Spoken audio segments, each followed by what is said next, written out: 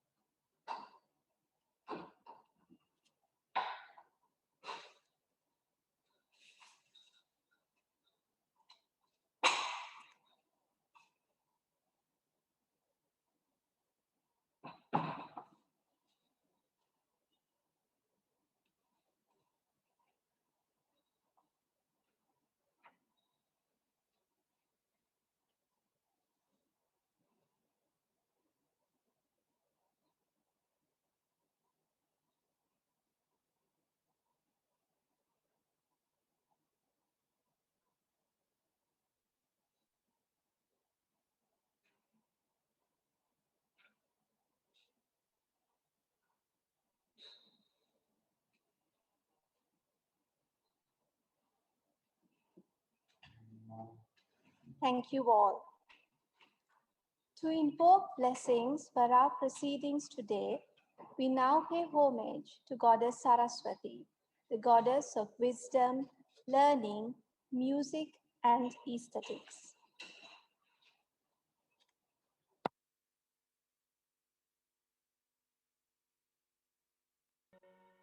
Ni sa re re re re re ni re sa sa sa ni sa re re re re re ni re sa sa sa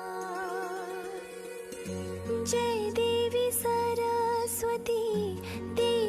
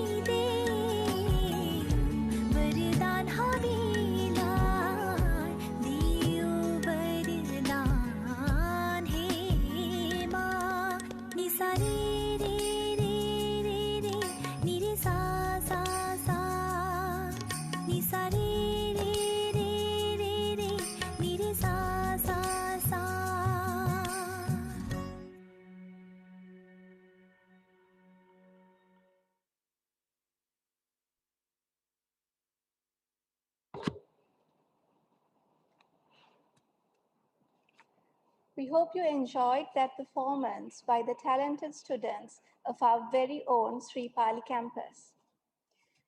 The Annual Research Symposium 2020, held for the 13th consecutive year, was held across the Sri Pali campus, 9 faculties, University of Colombo School of Computing, 3 institutes, the University Library Network, and 2 international conferences conducted by departments.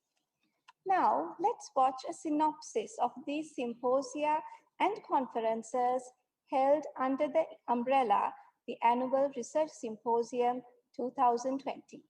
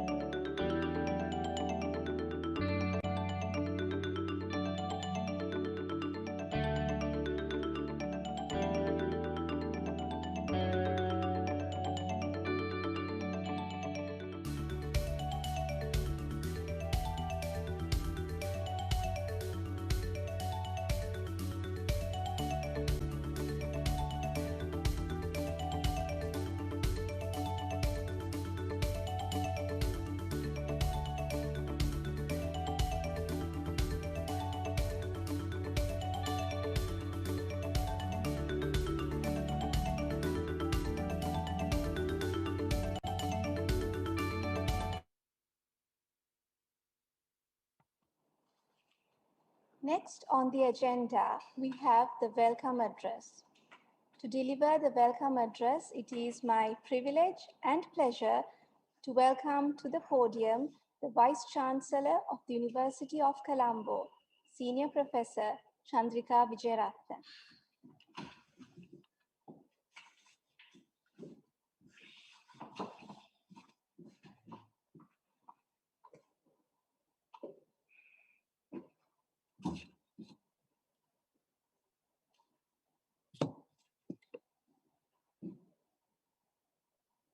Ayubowan, Your Excellency, Ms. Sarah Halton, our Chief Guest, Professor Mohan Edri Singer, the keynote speaker, Professor Shravanti Homer Vaniyasingham, our Senior Research Advisor, heads of other diplomatic missions and UN missions, officials from the Ministry of Education and the UGC, the National Science Foundation, and the NRC and other research agencies,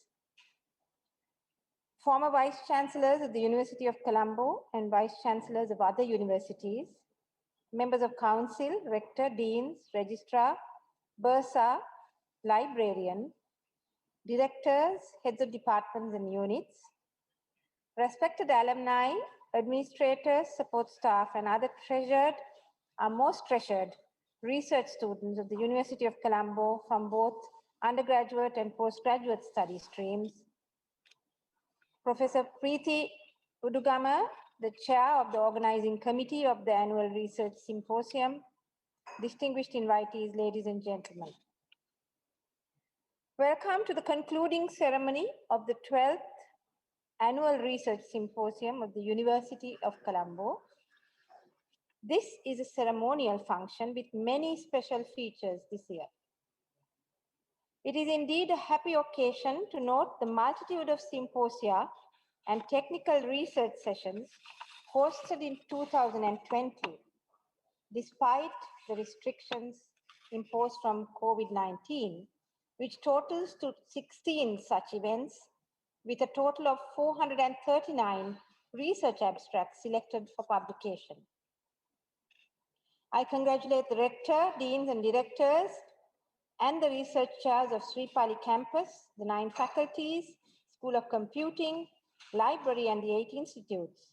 And I commend the heads of Demography and International Relations for hosting international conferences from their own departments with very interesting themes. The University of Colombo, the premier seat of higher learning, commemorates today the centenary milestone of the faculties of Science and Arts and the main library.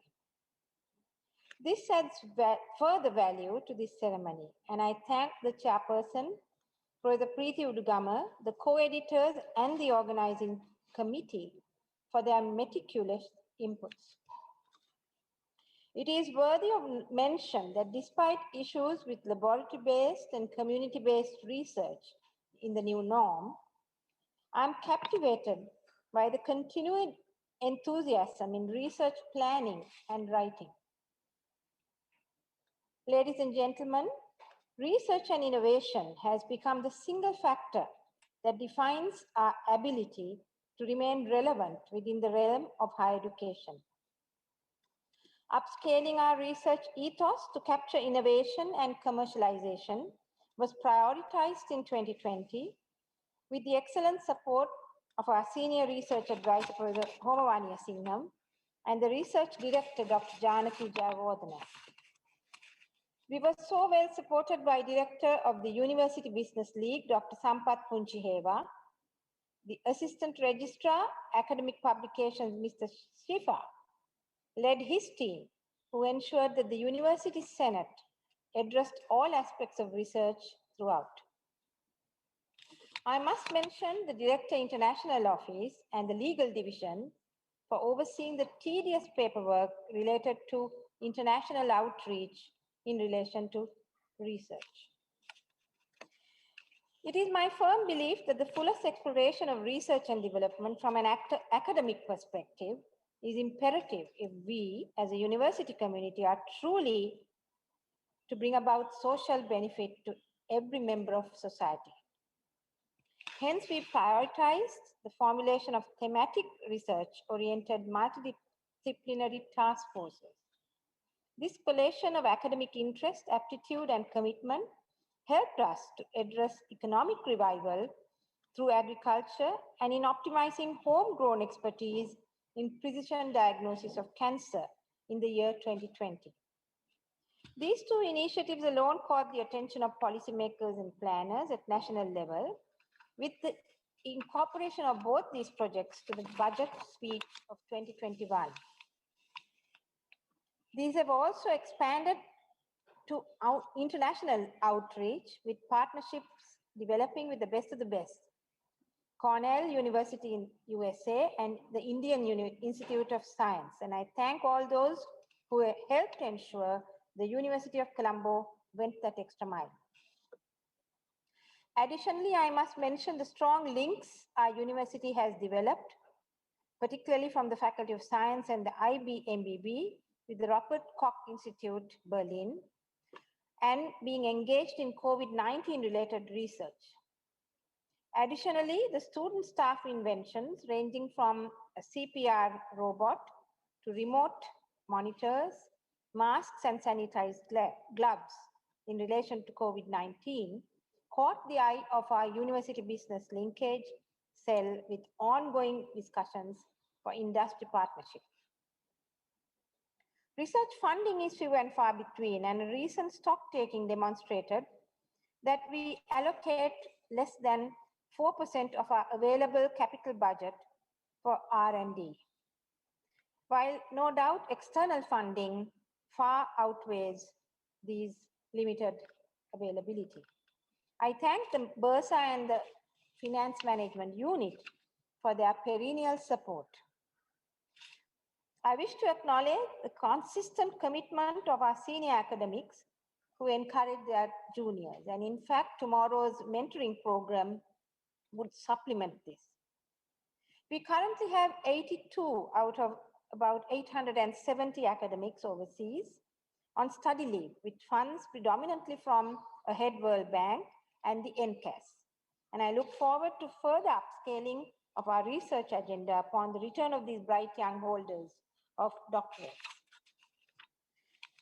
This is also the first time we have reached out virtually to the larger segment of our university research community to be a part of our deliberations. And in fact, first time we have showcased our research outcomes on such a large canvas and from our own press.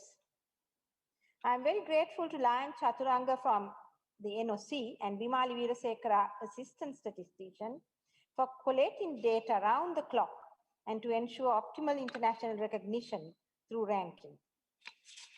I'm so delighted that the Director Quality Assurance has come forward to highlight how we address SDGs and environmental initiatives. I'm also grateful to the librarian and staff for the provision of research support from the perspective of research repository to plagiarism checks and real-time updates on predatory fake journals. I believe this year we have truly raised the bar. It is my fervent wish that the steps we have taken today will help us grow as an academic community as we strive to apply our work to better the lives of our fellow citizens. Once again, I welcome you all. Thank you for your presence. Wish you a pleasant and intellectually stimulating evening. Stay safe and well in the new norm. Thank you.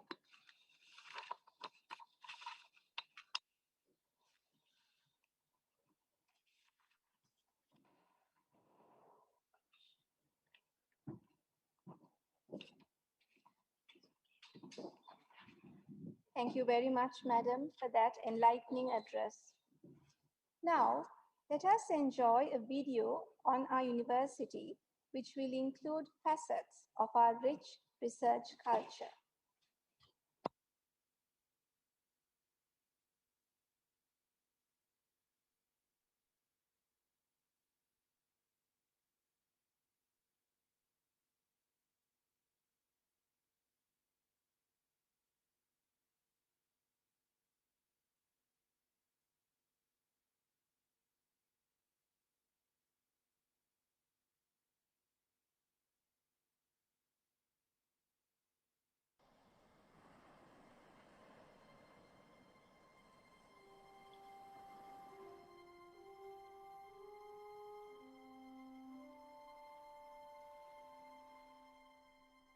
Sri Lanka, the island of paradise, with captivating and enchanting charms.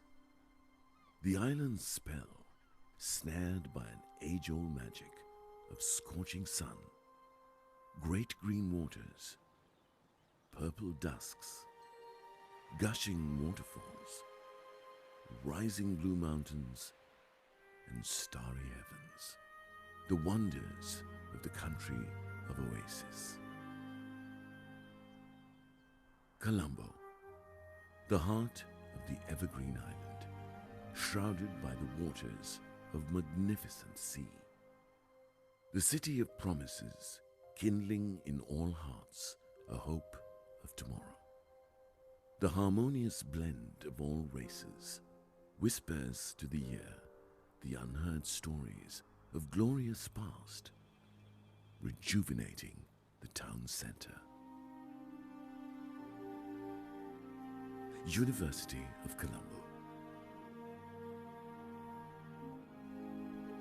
The pioneering academia of the history of higher seats of learning in Sri Lanka, the most respected and acclaimed higher seat of learning of the nation, a legacy of intellectuals located in the heart of Colombo.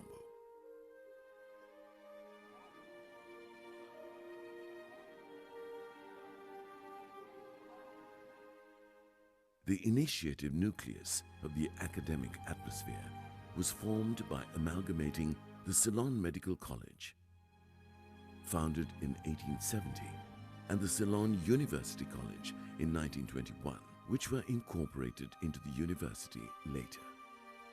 By April 1942, the University of Colombo was established by the State Council. The first Vice-Chancellor of the new university, Sir Ivo Jennings, architect of academic nature in Sri Lanka.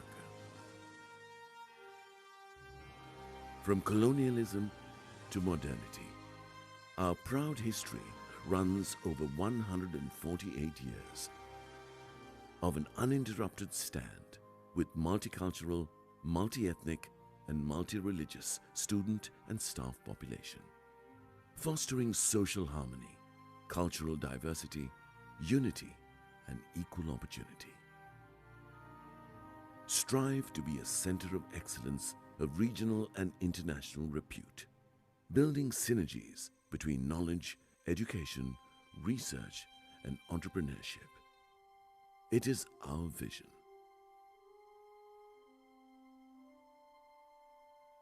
The University of Colombo comprises around 185 degree programs, about 25,000 students, 700 academics and researchers. Varsity with the power of empowering the nation. We excel at promoting student-centered teaching practices, self-directed learning through assignments which foster discovery of knowledge, creative productions, and collaborative projects.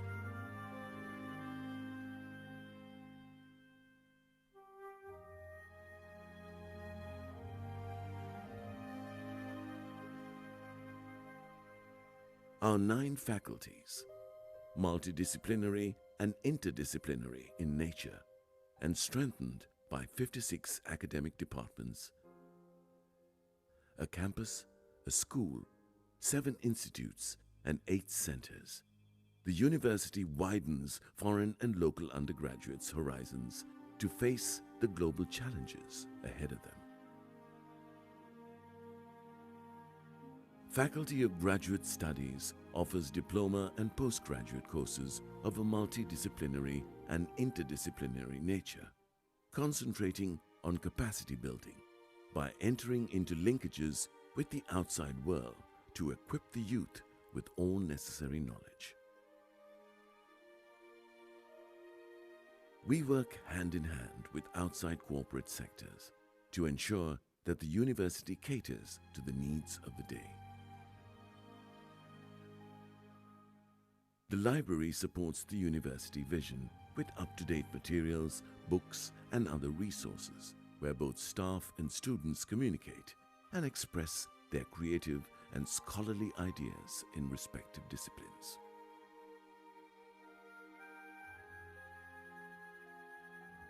The international unit of the University of Colombo is proud to have links with almost all internationally recognized universities, with the view of providing scholars with the latest global scholarships.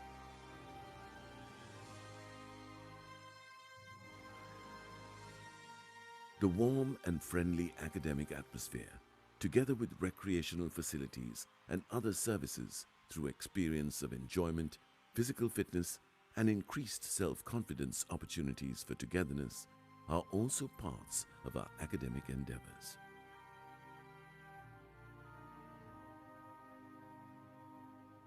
Heading to Metropolitan University, surrounded by modern and international outlook and character, with easy access to international information and resource centers, libraries, theaters, sports complexes, and other facilities.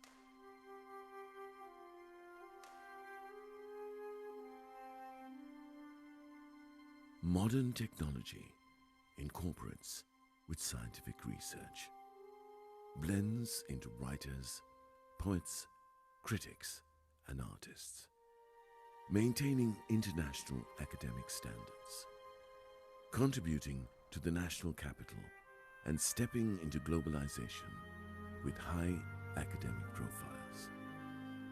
Inspired by the past, we shape the future towards the 21st century. University of Colombo. Wisdom enlightens.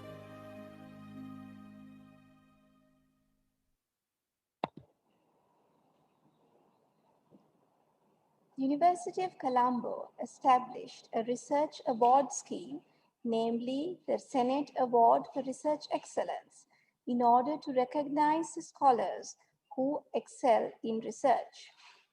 This scheme, which intends to further strengthen the research culture within our university, consists of two categories, the Open Award and the Early Career Award. Those applicants who receive more than the minimum score for nomination but do not qualify for the Senate Award for Research Excellence receive Commendation Awards. And we will now recognize these academics for the years 2018 and 2019.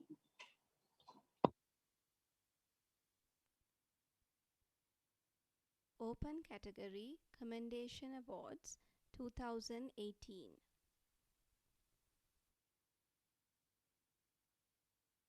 Faculty of Management and Finance, Professor P. Kailasapati.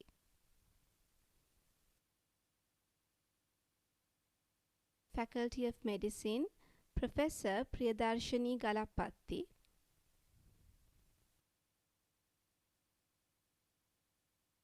Professor Deepika Fernando.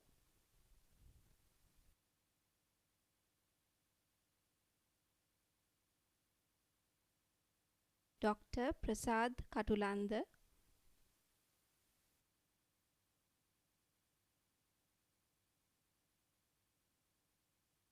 Professor Ranil Jayawardena.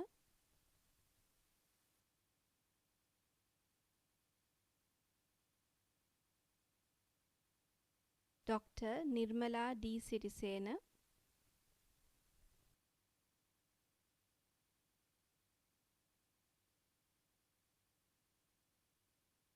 Professor Priyanga Ranasinghe.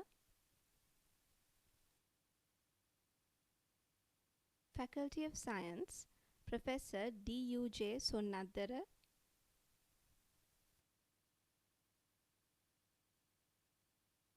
Dr. Dilushan R. Jayasundara.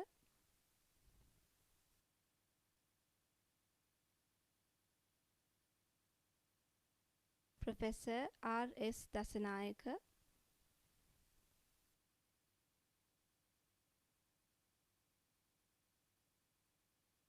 Professor Mayuri R. Vijayasinghe.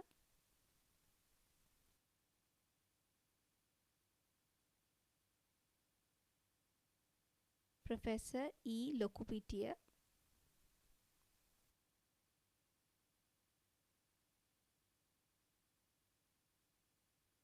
Professor C. M. Nanayakara.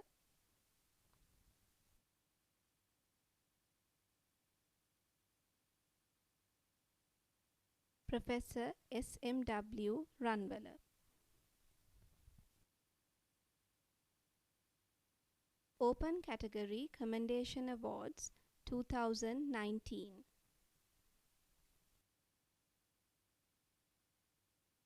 Faculty of Management and Finance, Professor Arosha S. Adhikaram,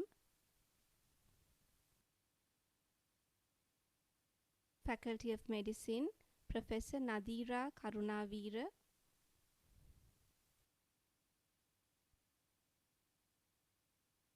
Professor Deepika Fernando,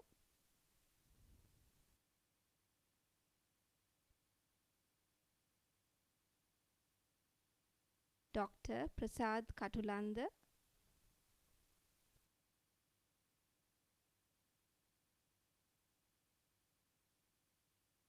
Professor Ranil Jayawardena,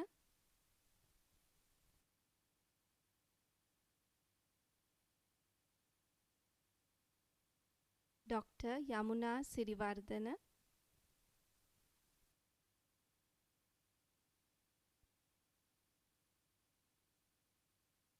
Dr. Nirmala D. Sirisena,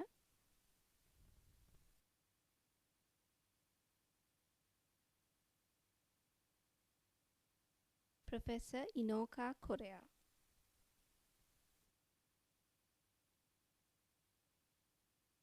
Faculty of Science, Professor D.U.J. Sonnadara,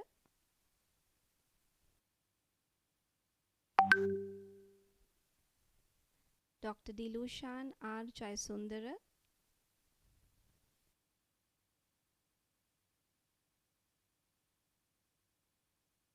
Professor Rohini M. De Silva,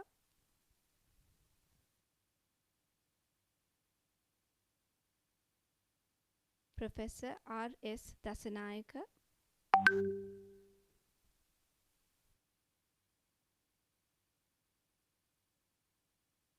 Dr. H. Ireshika C. De Silva,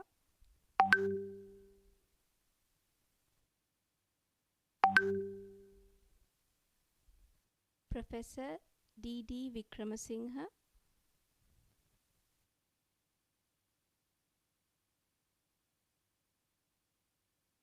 Professor Mayuri R. Vijayasinghe,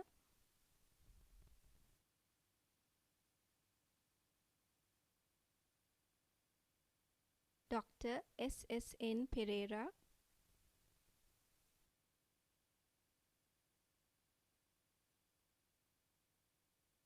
Professor C. M. Nanayakkara,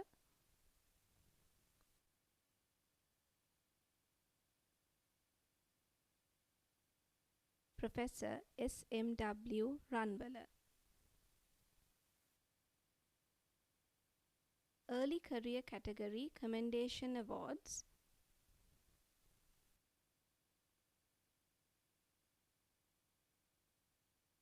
Faculty of Nursing, Dr. D. A. S. Alvitigala.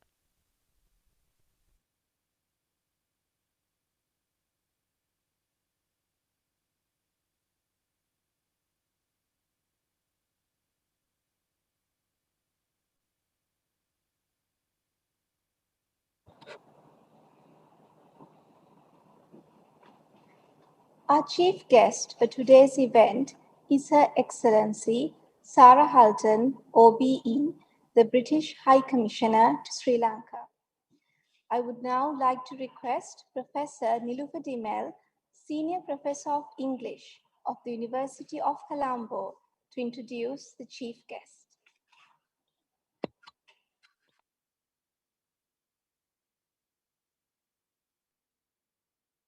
It is with great pleasure that I introduce Her Excellency Sarah Halton, OBE, the British High Commissioner to Sri Lanka, as our chief guest at this closing ceremony of the annual research sessions of the University of Colombo. This has been a significant day for us. The faculties of Arts and Science mark their centenary today. Our great institution, the University of Colombo, owes much to our own visionary educationists and leaders who lobbied tirelessly for a local institute of modern higher education in the country, which then took the form of University College, inaugurated on 21st January 1921. But this history is also about the contribution made by British colonial government officials and academics who helped establish University College. This is an abiding historical link with Britain we cannot forget. As we mark the end of the research symposia season, as it were, because many of our faculties have had their research sessions recently, of which this closing event is the culmination, we are also mindful of the many research collaborations we currently have with British universities. These linkages have meant that many academics from the University of Colombo have gone to British universities for postgraduate study, postdoctoral research, or technical training, while British academics have made Sri Lanka a ground for their own research. Currently, we have several memorandums of understanding with universities in Britain, with several more in the pipeline, under which staff exchange and collaborative research will take place. The UK government-funded Chevening and Commonwealth scholarships, moreover, support some of our brightest young academics for study in Britain. And the British Council remains a source of English language support and certification. In the field of the arts alone, we have had a rich legacy from university college days onwards of teaching and studying English literature and in bringing British theatre to local audiences. These links speak of deep bilateral ties between Sri Lanka and the UK in the field of higher education at the University of Colombo alone. It is therefore fitting that we have the British High Commissioner to Sri Lanka today as a way of both remembering our past historical links, celebrating our current collaborations, and marking our future aspirations for even closer, mutual beneficial cooperation. Her Excellency Sarah Hulton has had an illustrious career in the Foreign and Commonwealth Office of the United Kingdom. Before she took her appointment in Sri Lanka in August 2019, she served as the Deputy Director of its Human Resources Directorate and as the head of its Democratic People's Republic of Korea Department, the Pacific Department, and the Asia Pacific Directorate. Over the course of her career at the Foreign Office, High Commissioner Hulton also served as head of the Conflict Prevention Team and head of Weapons of Mass Destruction Controls at the Department of Counter-Proliferation. She was also Deputy Program and Communications Manager at the Department of Counter-Terrorism and head of the Child Abduction Unit at the Consular Directorate. She has expertise, therefore, in areas of security considered to hold some of the most intractable challenges of our time. High Commissioner Hulton has also held postings in Zimbabwe and the Philippines. She champions gender equality and action on mitigating the ill effects of climate change. In recognition of all her distinguished work in these various fields and her overall contribution to British foreign policy, she received an Order of the British Empire in the Queen's New Year Honours List of 2019.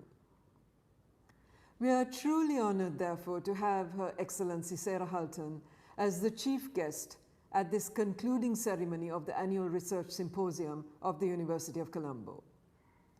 Her achievements in her chosen field and her breadth of experience in a variety of areas impacting global relations mark her not only as an expert professional in diplomacy and international relations, but also a distinguished role model. Her participation at this event is therefore a great privilege to us at the University of Colombo.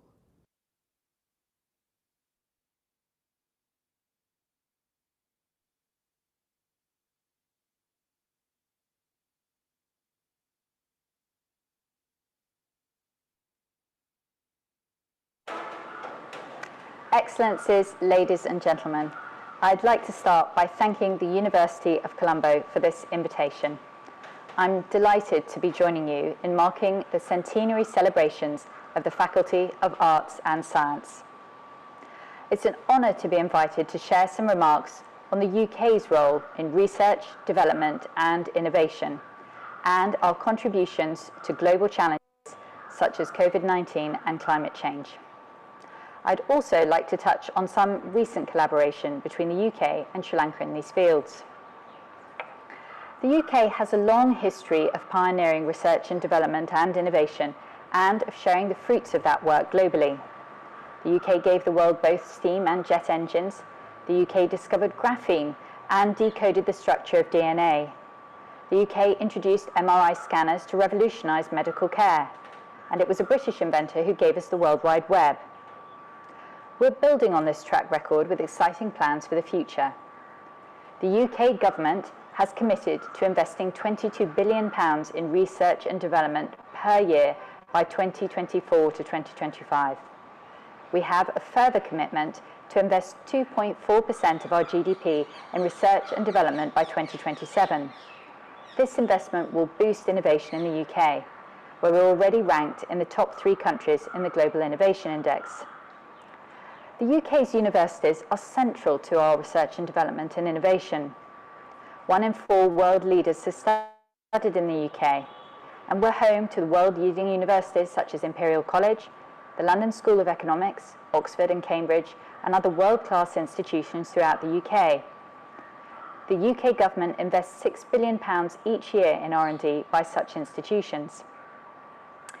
Each year, we invite exceptional students from around the world to study for a master's qualification in the UK through our Achieving Scholarships. We've welcomed Achieving Scholars from Sri Lanka to the UK for many years. We're proud to support Sri Lankan students contributing to global excellence in R&D, and we're delighted to see them return to Sri Lanka to contribute and prosper here. As part of our scholarships programme, we offer the Achieving Research, Science and Innovation Leadership Programme, known as CRISP. This is a fellowship aimed at mid-career professionals with very high potential in the fields of science, innovation and business from India and Sri Lanka. This fellowship is hosted by the prestigious University of Oxford for 10 weeks. We'll be open for our next round of applications for Achieving Scholarships in August this year. Do please stay tuned to the British High Commission's social media accounts and to my own Twitter account for more information closer to the time. We recognise the vital role that the University of Colombo has played in cutting-edge research in the fields of medicine, the arts and scientists throughout its long and distinguished history. Having described the UK's contribution to R&D, you might well be asking why you're hearing from a High Commissioner from the UK's Foreign Ministry. The central role of the UK's Foreign, Commonwealth and Development Office is to promote security and prosperity of the UK and promote the UK's values internationally. And all of this work needs R&D and innovation, which in turn relies on international collaboration. Our ministry has a network of science and innovation experts which span the globe. This network is responsible for promoting international collaboration to tackle global challenges such as antimicrobial resistance, the use of artificial intelligence, and managing an ageing society. We have backed up these diplomatic efforts with substantial amounts of funding. By 2021, through the UK government's Newton Fund, we will have invested £735 million in international research and innovation. I'll now turn to 2 of the most prominent global challenges that we face this year, the COVID-19 pandemic and climate change, where there are opportunities for collaboration between the UK and Sri Lanka in both areas. As part of the UK efforts to tackle COVID, UK research and innovation has pioneered work to find a vaccine, accelerate vaccine manufacture capacity, and identify the world's first treatments for COVID-19. I was delighted that on the eve of the new year, the vaccine from Oxford University and AstraZeneca was approved for use in the UK. The rollout of the vaccine began on the 4th of January, and the approval of the Oxford vaccine is a significant step towards global access. It's cheaper than other approved vaccines and can be kept at normal refrigerator temperature, making rollout easier. We also look forward to it being used as part of the COVAX facility for global vaccine distribution, which Sri Lanka has signed up to. UK R&D is also contributing to global efforts to boost testing for the virus to help bring infection rates under control. Researchers at Brunel, Surrey and Lancaster universities have jointly developed a new portable test kit which will make COVID testing more accessible in less developed parts of the world. I hear the new kit can tell people if they have COVID-19 within around 30 minutes. In Sri Lanka, I'm delighted that the UK government has contributed funding to joint research between Oxford University and the University of Sri Jayewardenepura on COVID immunity. This builds on over a decade of joint research into the response to dengue infections. This latest project aims to understand how existing immunity to different viruses might influence the immune response to a COVID-19 infection. This groundbreaking research will support international efforts to contain the spread of the virus and to improve treatments for those affected. So the UK, through collaboration with international partners like Sri Lanka, is contributing to global expertise in testing, vaccinations and treatment for COVID-19. Another major goal for the UK government this year is galvanising international action to tackle the effects of climate change on our planet. We're exercising this global leadership through our presidency of the United Nations Climate Change Conference, also known as the COP26 Summit. The conference will be held in Glasgow this November. The climate talks will bring together over 30,000 delegates, including heads of state, climate experts and campaigners, to agree international action to tackle climate change. The UK aims to lead by example. We've cut carbon emissions by more than any similarly developed country. We were the first major economy to legislate for net zero emissions by 2050. The UK's path to meeting these targets is backed by the Prime Minister's 10-point plan for a green industrial revolution. This plan sets out ambitious goals for technology development and research and innovation, all geared towards the UK's goal of net zero carbon emissions by 2050. It's part of the UK's commitment to the world to build back better from the effects of the COVID pandemic.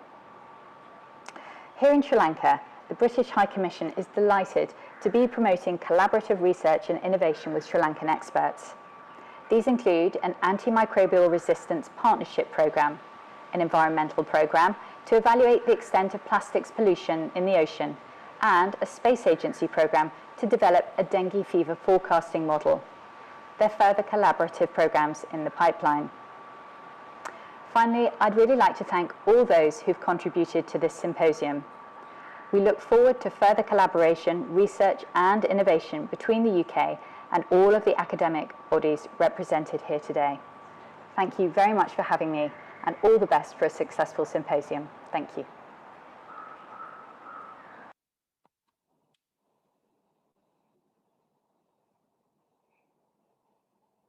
Thank you, Your Excellency. On this virtual platform, we would like to present to you a token of our appreciation for your gracious presence this evening.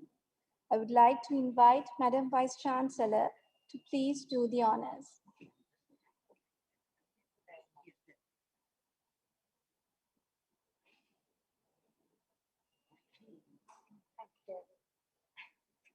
Thank you, Madam. Now, we are proud to present to you the recipients of the University of Colombo Senate Award for Research Excellence for the years 2018 and 2019. Senate Awards for Excellence in Research 2018, Open Category. Faculty of Arts, Professor Sandagomi Koparaheva.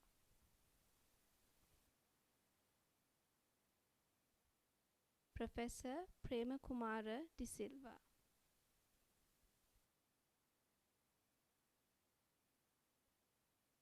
Professor N. Chandrasiri Niriyalla.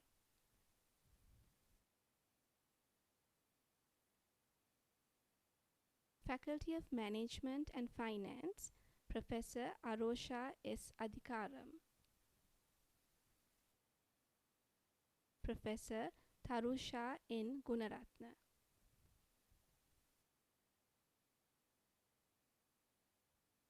Professor A. A. Aziz.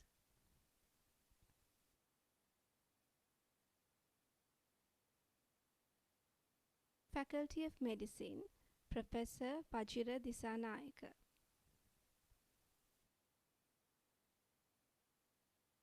Professor Nadira Karunavira.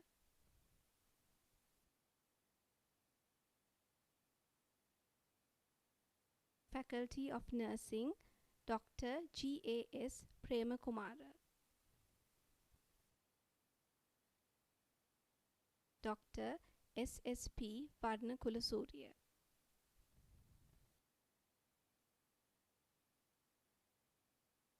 Faculty of Science, Professor K.M.N. De Silva. Dr. S.S.N. Pereira.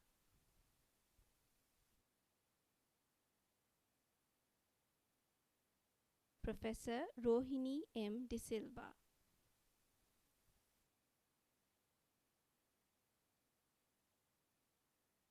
Faculty of Technology, Professor Ranjana U.K. Piyadasa. Dr. W.K.S.M. Abesekara.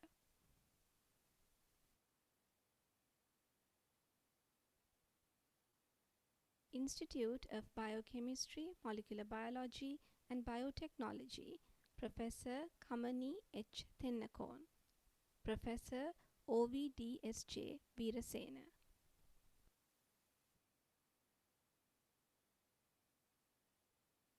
Institute of Indigenous Medicine, Professor E.R.H.S.S. Edri Veera.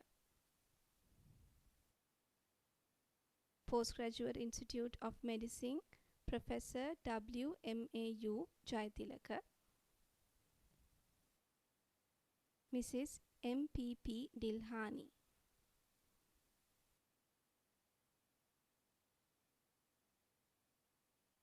Early Career Category,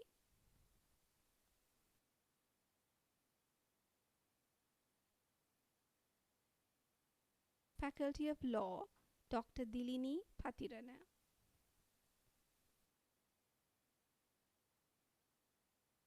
Faculty of Medicine, Dr. Yasit Matanga Singha.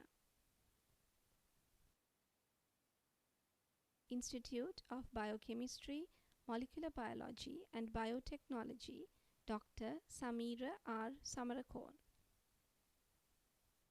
Senate Awards for Excellence in Research 2019, Open Category.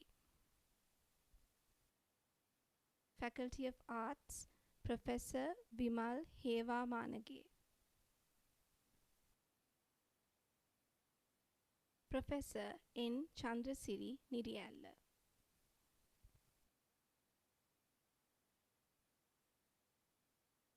Faculty of Law, Ms. Danushka S. Medavatta.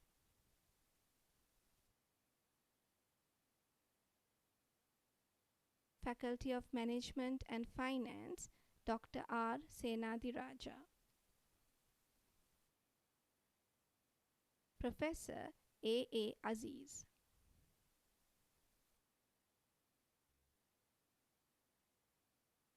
Professor B. Nishanta.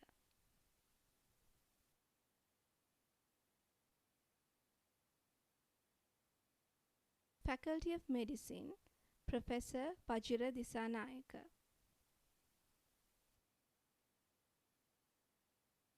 Professor Pujita Vikramasinghe.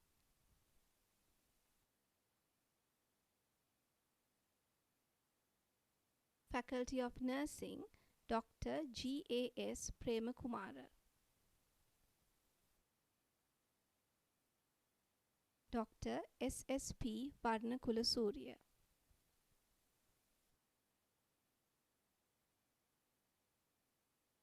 Faculty of Science, Professor K.M.N. De Silva.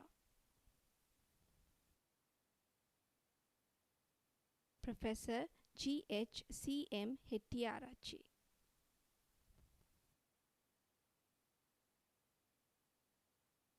Faculty of Technology, Professor Ranjana U.K. Piyadasa. Dr. W.K.S.M. Abesekara.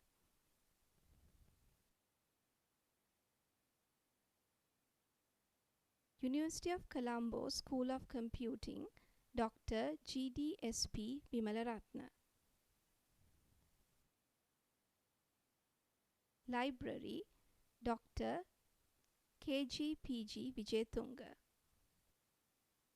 Institute of Biochemistry, Molecular Biology and Biotechnology, Professor Kamani H. Tennakol.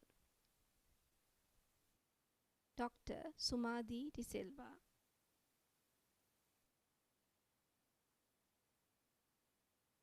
Institute of Indigenous Medicine, Professor ERHSS Edri Dr. P.K. Pereira.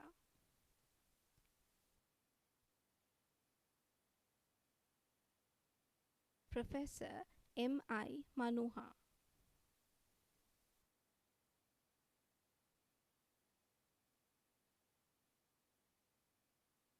Postgraduate Institute of Medicine, Professor Achala Jaitilaka. Dr. P.A. Siribaddana.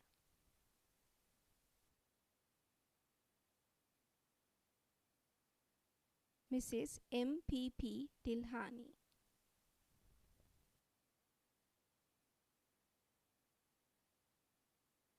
Early Career Category,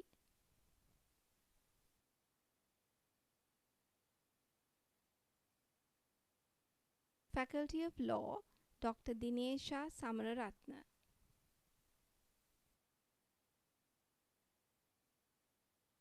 Faculty of Medicine, Dr. Yasit Matanga Singha.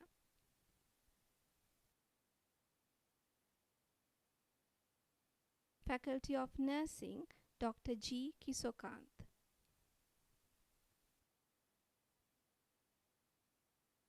Faculty of Science, Dr. Anuradha C. Mahasingha.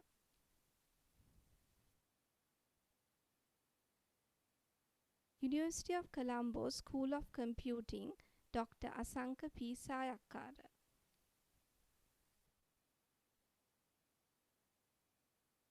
Institute of Biochemistry, Molecular Biology and Biotechnology, Dr. Samira R. Samarakol.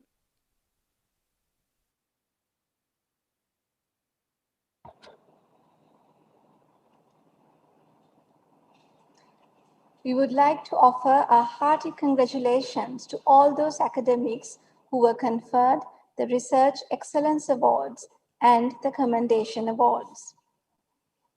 As academics, we are familiar with the 4 C's of 21st century skills: critical thinking, collaboration, communication, and creativity. Highlighting the importance of creativity, the university organized a competition to design a logo for the annual Research Symposium 2020 based on the centenary celebrations of the faculties of Arts and Science. 5 applicants submitted their designs, namely YHTD Dharmadasa of the Faculty of Medicine, PMS Ratnayaka and BMGGK Rajapaksha from the Faculty of Science, and GST Lakmali and ST Amarasinghe from the Faculty of Arts. Mr. PMS Ratnayaka, an MPhil student from the Faculty of Science, was adjudged the winner of this competition. May I now please call upon Madam Vice Chancellor to present Mr. Praneeth Ratnayaka with the certificate and the cash prize for the winning logo. Praneeth happens to be on site today as he is a part of the audiovisual team. Thank you very much. Thank you so much.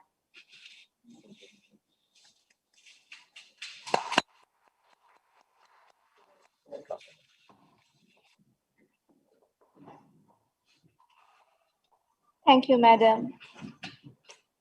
Next on our agenda, we have the keynote address by Professor Mohan Edri Singer of the University College London.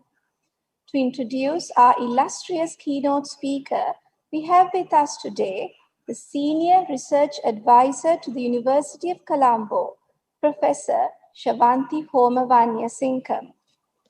Professor Homavanya Singham is a consultant vascular surgeon at Leeds General Infirmary, Professor of Surgery at the University of Warwick, Professor of Engineering and Surgery at the University College London, a Yeo Gim Seng Visiting Professor of Surgery at the National University of Singapore, a Visiting Professor at the Indian Institute of Science, and a Visiting Scholar at the Harvard University. Today, we are indeed privileged to have her with us amidst her busy schedule. I now cordially invite Professor Homavanya Singham to introduce the keynote speaker. Thank you, Dr. Caldera, and good evening, distinguished academics, colleagues, ladies and gentlemen. May I take a moment to add my personal congratulations to the University of Colombo on its centenary. Delivering excellence in higher education for 100 years is something to be celebrated with joy and pride. Many, many congratulations on reaching this milestone. It is now my great pleasure to introduce my colleague at the University College London, Professor Mohan Edri Singer, an alumnus of St. Thomas's College, Mount Lavinia, and the University of Moratuwa. Professor Edri Singer is the Bonfield Chair of Biomaterials in the Department of Mechanical Engineering at UCL. He leads an internationally recognized and admired team of scientists working right at the forefront of advanced materials processing, forming, and manufacturing. His output is prolific. He has published over 500 papers with an H index of 64, over 14,500 citations, and to date has delivered over 100 invited talks nationally and internationally. His work has resulted in several inventions and patents. And Mohan, to date, has had over £25 million in grant income. I have been absolutely amazed at how passionate Mohan is in the support of young scientists. He has supervised more than 250 researchers, graduating 100 doctoral students, 41 of them from UCL. Not surprisingly, his work has been recognized by numerous awards and accolades, and I will name a few now. In 2017, he was the recipient of the Royal Academy of Engineering Prize for Excellence in Materials Engineering and the premier IOM3 Chapman Medal for his distinguished research in the field of biomaterials. The same year, he was elected a Fellow of the Royal Academy of Engineering. In 2020, he was elected as a Fellow of the European Academy of Science. We were all absolutely delighted when in this year's New Year's Honours list by Her Majesty, Mohan was awarded an OBE for his services to biomedical engineering. Mohan, we are truly privileged and honoured to have you with us this evening to deliver the keynote lecture.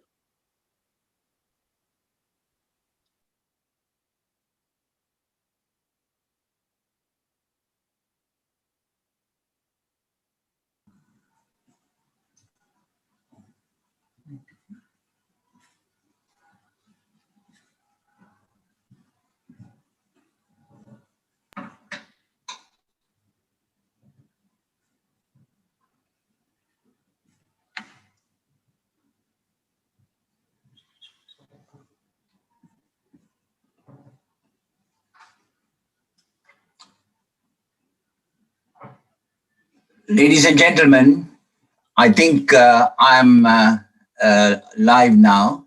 So I will first begin by sharing my screen, and that is most important. There you are. I think all of you should be able to view that. And it is a pleasure to be delivering this keynote lecture. I hope now that all of you can see my screen of slides. But before I talk about the science and engineering, let me first do a few thank yous.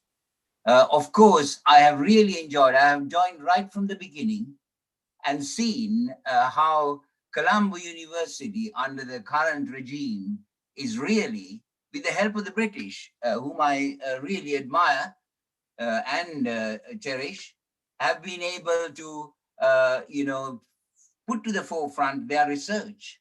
So many congratulations on this front, and many congratulations on organizing an annual research symposium.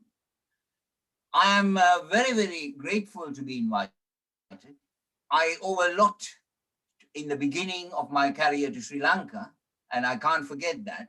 I was fortunate to be educated at St. Thomas's College, Mount Lavinia, which gave me a very balanced academic, social, and sports-wise education.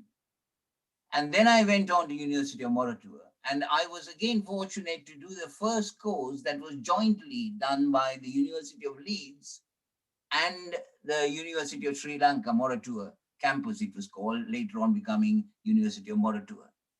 And I can't forget the fact that some of the best academics I was able to be instructed by them, Professor Ranjit Silva, Professor Ayal Janatilaka, Professor Lal Fernando, and also from the Colombo University, the gentleman, the academic who taught me physical chemistry, his name was Professor Hettiarachchi.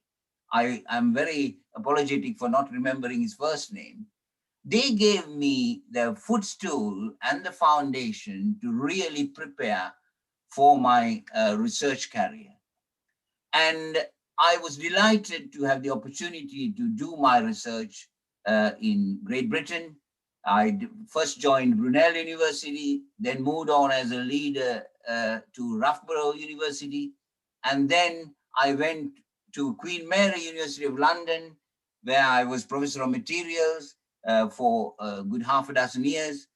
And I was very privileged to be in these organizations. In fact, the current new president of the Royal Society of the UK, Professor Sir Adrian Smith, was my chancellor, provost at Queen Mary, another great, great man. And I'm delighted for the last decade to have been working for University College London. University College London is a special place. It's a research powerhouse, truly in every sense of the word. It's got good medical and allied disciplines, and this is how I met Shwanti, who is our first professor of engineering and surgery. No one has even dreamt of such a title to be given to such a worthy recipient, and we were the first. My head of department, another great individual, Professor Yanis Ventikos, was very much, visionary in that. And then great School of Pharmacy, great Eastman Dental School, physical science, life sciences, engineering, which is a very, very strong faculty, having about 7 disciplines, healthcare engineering, environmental, focusing on bio. UCL has its strength in the life sciences and medicine. Both my daughters were educated in the medical school there. Both are now doctors practicing.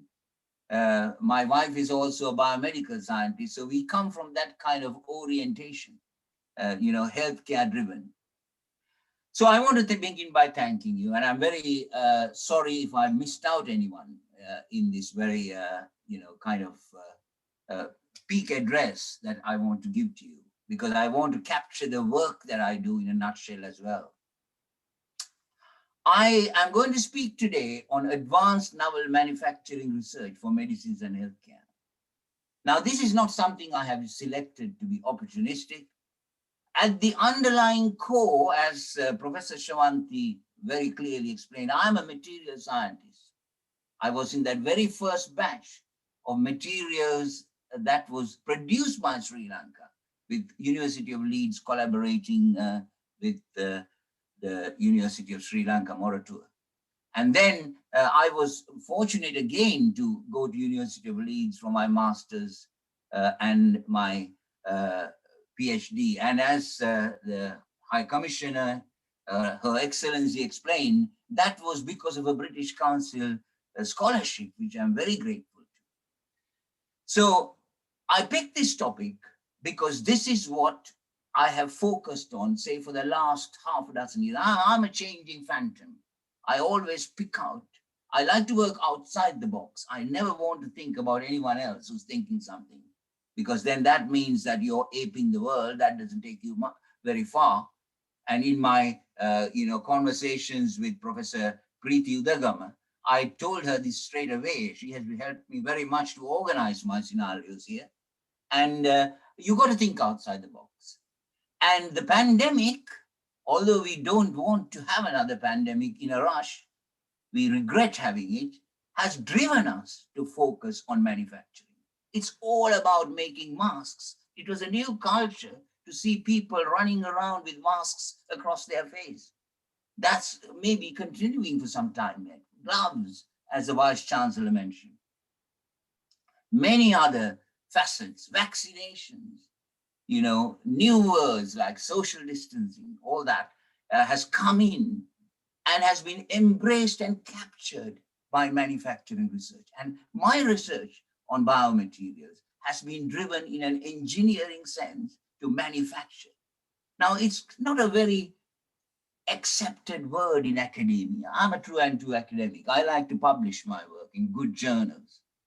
But the academics don't embrace this word manufacturing. They think it's something applied. Engineers could do it. But it is the key word. When we crossed the first barrier of the pandemic, people were caught unawares. How do we manufacture the PPE, personal protection equipment? How do we do this? Even the vaccines has been the bottleneck, the real bottleneck has been the manufacturing. How do we scale it up? So all my work that I invent has this scaling ability. And that's what's attracted so many collaborations to me in America, in China. I have lots of collaborations with Turkey. I've had a few with Sri Lanka as well, something I'd like to see increased. And I collaborate interdisciplinarily. That is the focus. I don't want to stick within a little silo. That's how I reached out to Professor Shavanti, so on and so forth.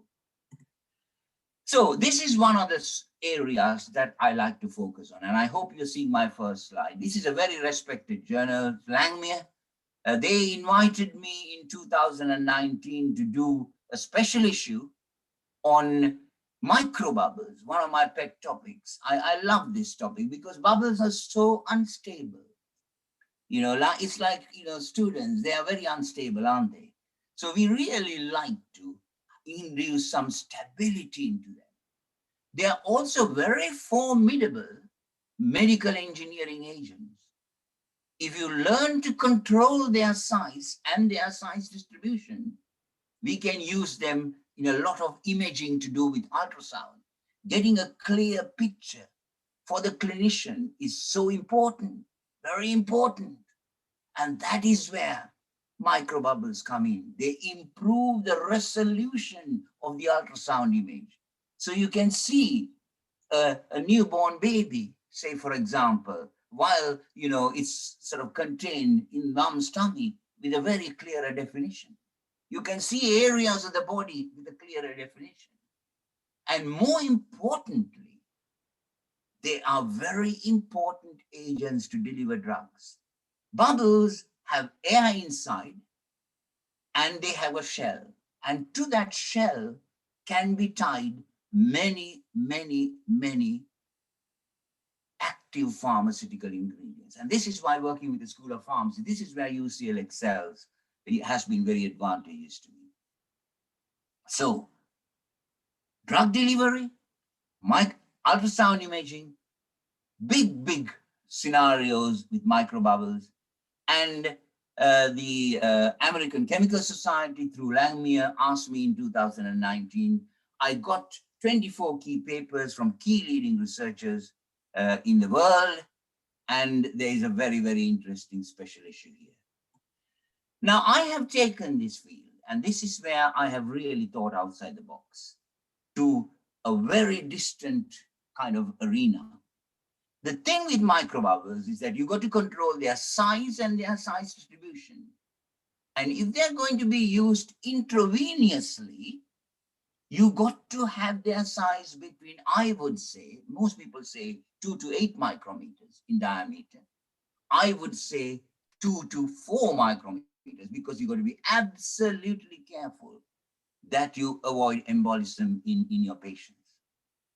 And in 2007, that kind of arena, we had a problem with microbubbles in actual clinical experiments, and a black box was placed on it by the regulatory authorities.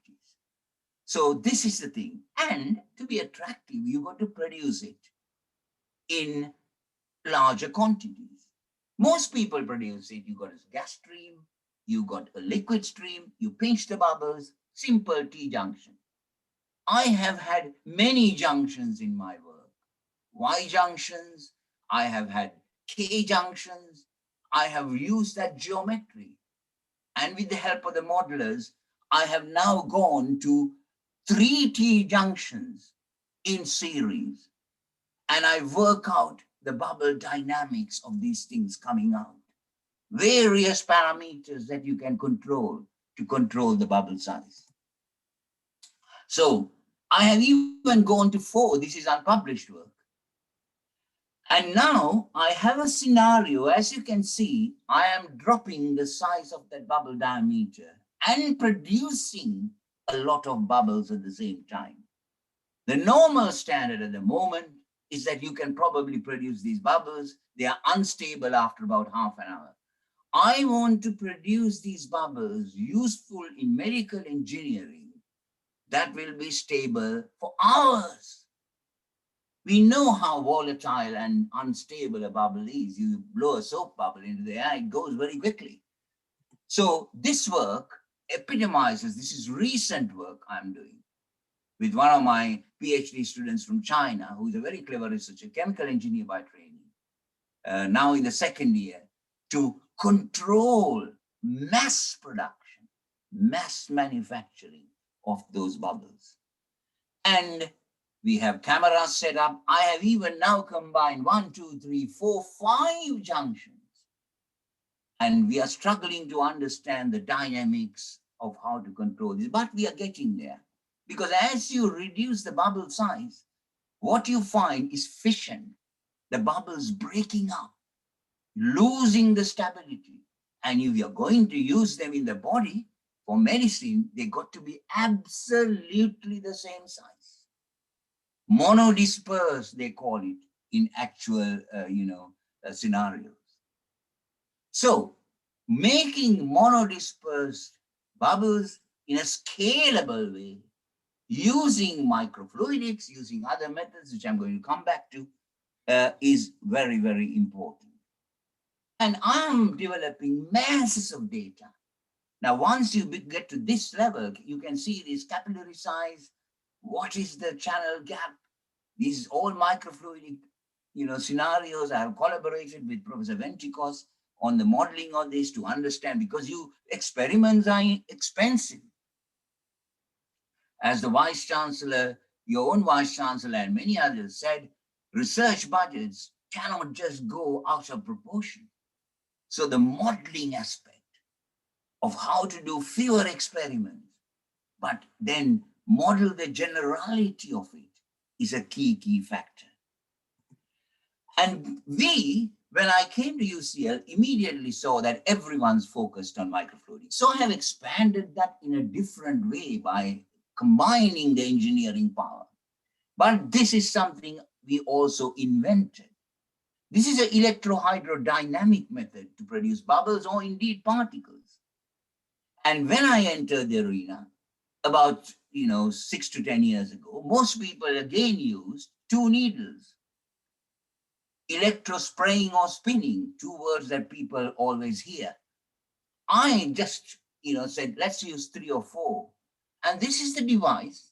And to get this patent is now granted both in America and in the UK. So we are able to kind of freely publish. This is featured on the front cover. I love getting my research on the front cover pictures. I have, maybe 24 of them. You can see these all from my website. And we sort of sold the idea. We can have different polymers assembled in layers. We can even make it fibrous.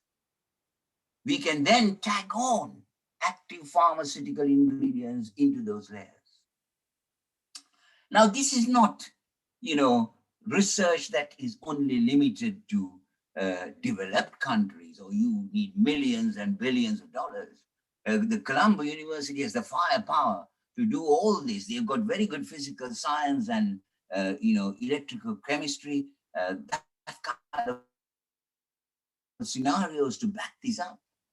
And I don't want to just own this and make it die. There's a little bit of the scenario where people just want to hide their things and bury their things. I don't. I want plenty of disciples. I have a lot of them, as Shravanti explained, but I want more. Why not? So this went big guns. I won the venture prize. We presented this. Venture prize means you are now beginning to commercialize it. The commercial dimension. And then UCL, this is funny. Don't you think that I'm ever going to become a millionaire?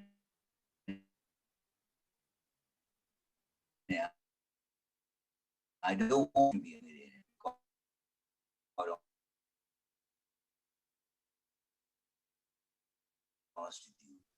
But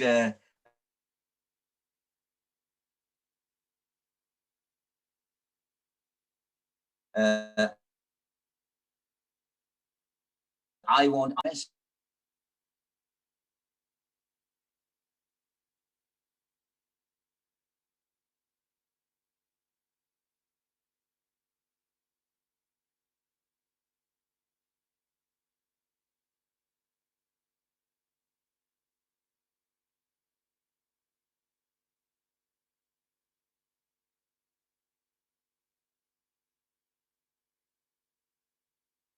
muscle, and that forms a jet, a cone, which is, Taylor established this, it's called a cone jet. And out of that cone jet, because of the electrical dynamics, you get droplets, particles, or fibers coming out. And if you learn to control them again, this is brilliant technology where the industry will pick up and scale up. This is something that has really a lot more mileage can be gained from it. There's no reason why you should have four.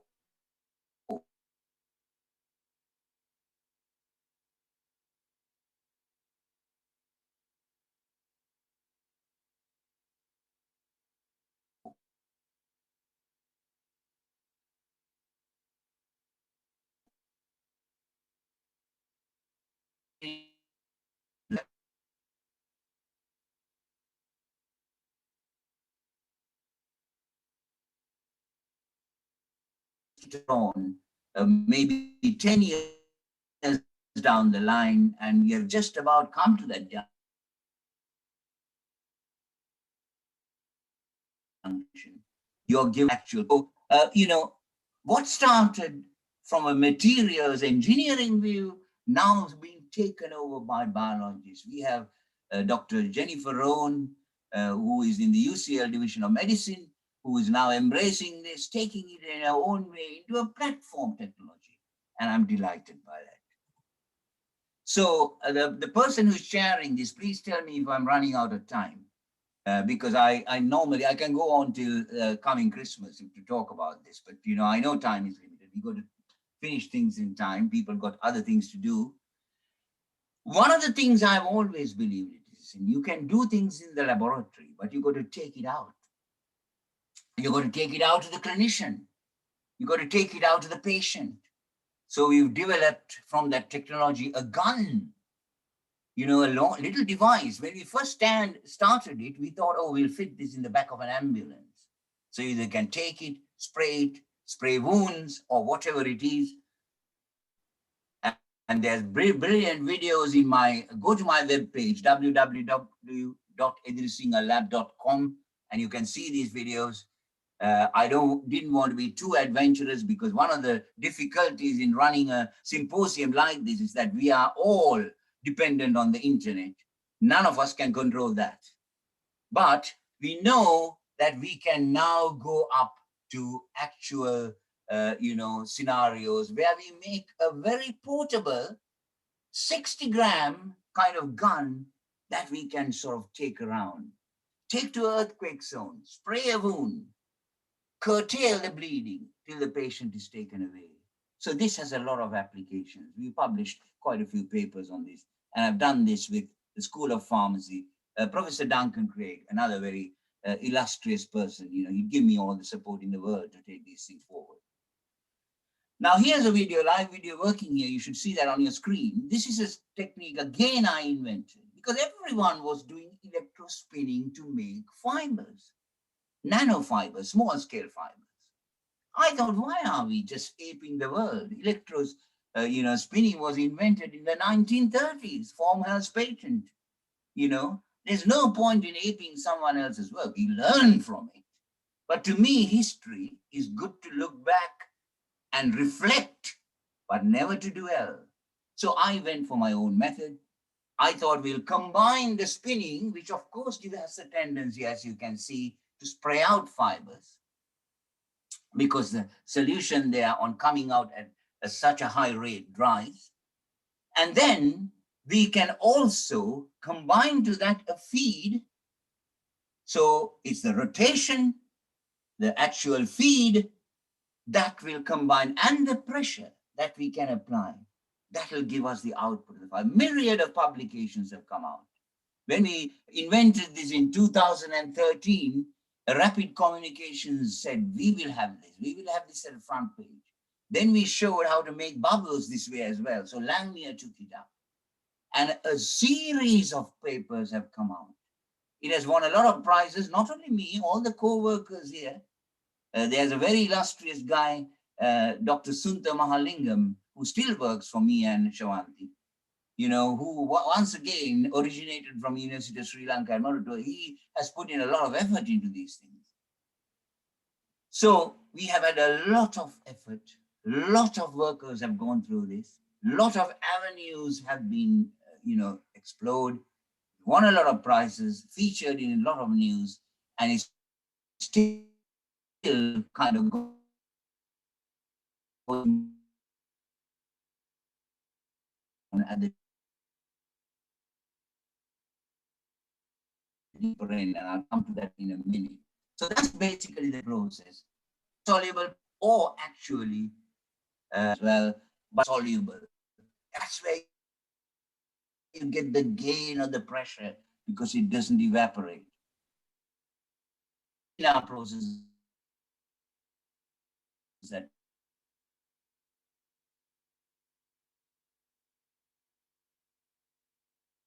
I'm now cutting kind of 6 years work.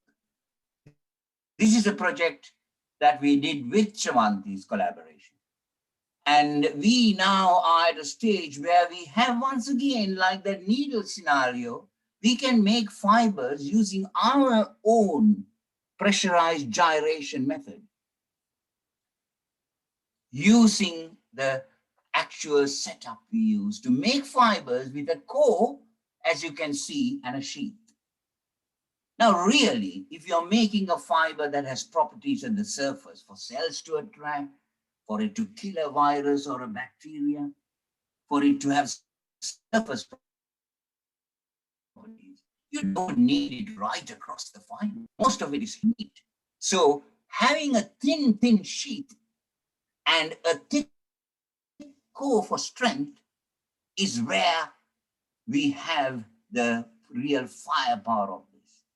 We went to Applied Physics Reviews, which is impact factor of 17 currently, and Professor Homer and other people have co-authored this, but it was picked up by the news like magic. It hit an altimetric score, which is the public recognition, kind of applied recognition of 50 straight away. That's very high to begin with. And then it was captured during the pandemic by UPI Science News only last year, October, because they thought that this concept, if you can have it only on that sheet, might be brilliant for having, a scenario where you can actually have the active ingredient, the antiviral ingredient, be it nanoparticles of copper or whatever it is on the sheath. Remember, this is not easy to control. And we can go down to the nanoscale as well. So we are still learning this in a sense, not ready to kind of import it. We have made our own device, but we have a very nice nugget that we can capitalize on. And this is the setup that I have in my laboratory. This is actually not the latest device, but the Mark II device. You can see it working here on these videos. And you can see very clearly that how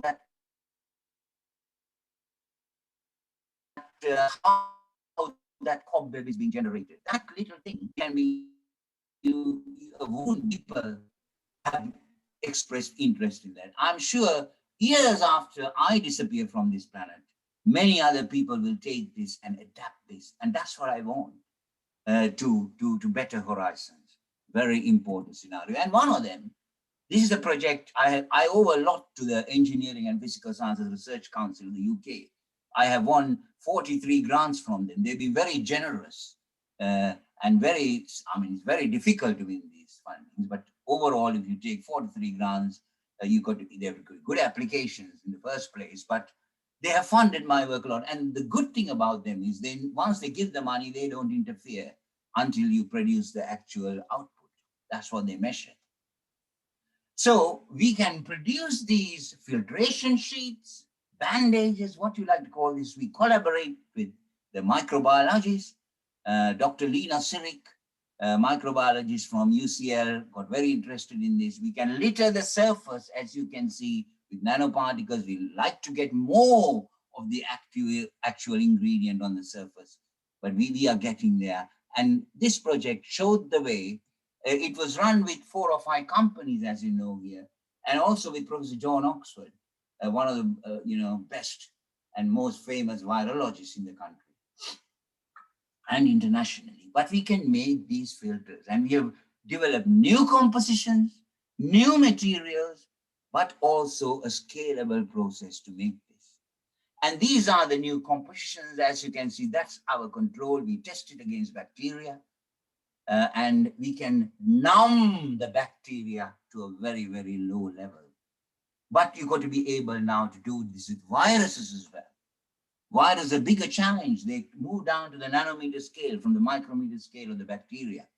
And therefore, very difficult to trap in a mask unless you have the right architecture. Very difficult to destroy them. You've got to have the right interaction on the fiber surface. So that work goes. And we brought in new materials. I'm always a material scientist. I think in that way. I love to think, materials. We brought in graphene, for example. Once again, I was asked by the Royal Society to do a special issue on graphene in biomedical engineering. And one of the people who supported me very much in my, desires and adventures, Professor Peter Wells, unfortunately the late Professor Peter Wells, is the one who egged me on. And once the special issue got published, I made a special, thank you to him. I'm sure he's watching me from heaven and enjoying my presentation. So he really egged me on to do these things and to take the engineering. He was also very much interested in the use of ultrasound in medicine, where he has done a lot of pioneering work. So we've done that, and we are learning. We know now, if you can imagine that video that's running right now there, you can see that video shows the aerodynamics. The aerodynamics of the scenario is a key, and we are learning how to do that. And these are Turkish researchers who are working with me now. People have used that and taken this to parts of Kuwait now and Turkey and wherever, I don't mind. But we can make those bandages very quickly by using the aerodynamics. And people are keen to exploit this industry, and that's what makes me happy. When the PPE crisis came up, people running helter-skelter to make things, to protect ourselves.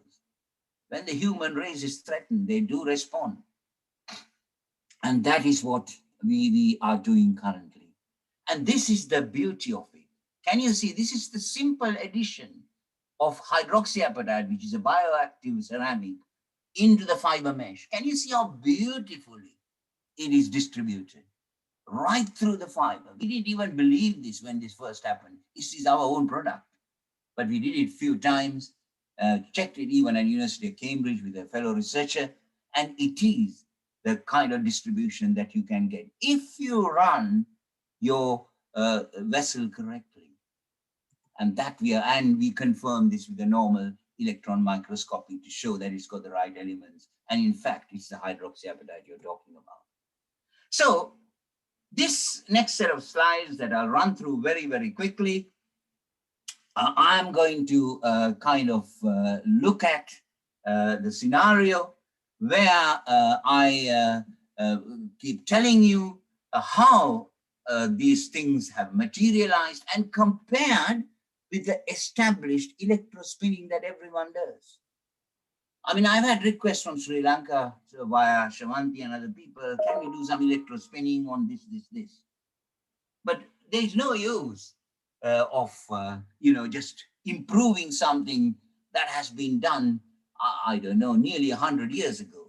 So I compare in these next slides. These slides are there with Preeti for you to study if you want. I've sent a PDF copy of my presentation to you. So I go through these rather briskly, very important. And, you can compare the actual product, the actual feedstock that you use. We can even do the centrifugal, the pressurized gyration using no solution. We can use a heated pot. The normal scenarios, I like to use room temperature because then you don't have the problem of using energy to heat it up. But you can heat it up and use it cutting out the solution, which will be one day outlawed because of environmental considerations. You cannot keep using solutions that are volatile and damaging like chloroform. And we have to always, as academics, look at the science, the underlying science behind it. So we look at here the electrospinning, how the fiber is generated, as opposed to the actual pressurized gyration. And there are very, very key differences. This is the Taylor cone, outshoots the fiber, and then it's unstable. Can you see? It's oscillating. And then out of the pressurized gyration, you get a more controlled lap-like feed out from those holes. The number of holes on the surface of that pot and their geometry is another huge parameter. Time has been so short, although I've been at this now for a good 6 years, to do all these variables. So some of you guys, I hope, will make a pot. Very easy to do it. There are very skilled technicians and crafts people in Sri Lanka. I know that workshop technology is much more, developed there, even compared to other countries. And this is where, and the structure, finally. This is the electrosprayed, rather random mesh. That's why people love it for tissue engineering. You can have a nice scaffold, they call it, in real terms, with windows for electrospinning. Pressurized gyration, much more lap-like, but aligned. Strength is key. Very important. And also a different type of a scaffold. Ideal for bandages, ideal for filtration. And we can now then start to load this with drugs, and there are subtle differences. Can you see that? That is the kind of picture where you have a gyration-based mat giving out the product compared to the gyration electrospinning scenario. So ITZ, itraconazole being released here, electrospraying compared to pressurized gyration. You can see that you can stall the burst release when you make it out of pressurized gyration for a while. So there are various advantages and disadvantages. I am not selling a process that I invented. I'm comparing. They both have their niche.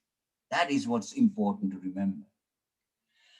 And because of the device, I always think how to get this to the clinician, how to get this to the industry, how to get this to the patient. This is good because there, that gun, which is controlled by an electrical cutout, and also this is very high voltage and very low amperage, so it's pretty safe. I mean, it's currently before the regulatory authority being checked out for that, but it is, they have accepted that. You can kind of spray the bandage onto your hand. A very important scenario. We publish all our work. So International Wound Journal took this story up. And now I'm a great believer, like combining the best of the West and the East. And that's what they do in Turkey, say, for example. I'm trying to combine the best of the gyration and the best of electrospinning. So there you are. The pot makes the bandage, and through robotics, you have now robotics advanced to a very great stage, brought it down there, and then spraying the active ingredient on the surface. Another scenario that you can combine for the future. And one of my PhD students, who's nearly finished now, Jubair Ahmed, has brought this to a new level. He's done a lot of hard work to bring these things to this level. And that is what we are imagining, but it has been done now. There is the bandage with that active patch in there. But this is made separately and put together, and that's not very attractive industrially. So we are trying to do that by robotics and automation. That is very, very important. And this is some work I do with Professor Jandan Thamala in America. She works for the University of Kansas, my very good friend. I also have collaborations with North Dakota, with Professor Kalpana Katti, and others like Professor Roger Narayan, very famous names, big establishments for research. But she, Jandan Thamala, is very good at making peptides. Very genetically modified, clever peptides. And we are trying with the gyration route, some peptides that can be used on the surface of these fibers. So this work is just about to come out in a journal called Medical Devices and Biosensors. They took the story up. And here we use the gyration, we use the peptides to get a kind of product that we have. We are characterizing that product. In the nano range, you can see the fibers are very, very carefully controlled. This is the fibers that go into a bandage. And then we are looking at using advanced techniques, how the peptide is lodged on the surface of these. Remember, you got to have it on the surface. So maybe in the future, we use the core sheet gyration for this. So you got to adapt these things. You know, how good is it in bacterial viability, in antiviral work, so on and so forth. So this is some of the characterizations that we've done. The story is very incomplete yet. And when we have better conditions, we will restart this work with Jandan Thamala. We currently have my video link, but that's not the best thing to do always. Now, as I said, I do think that gearing these things up to mass production is what you really want to do.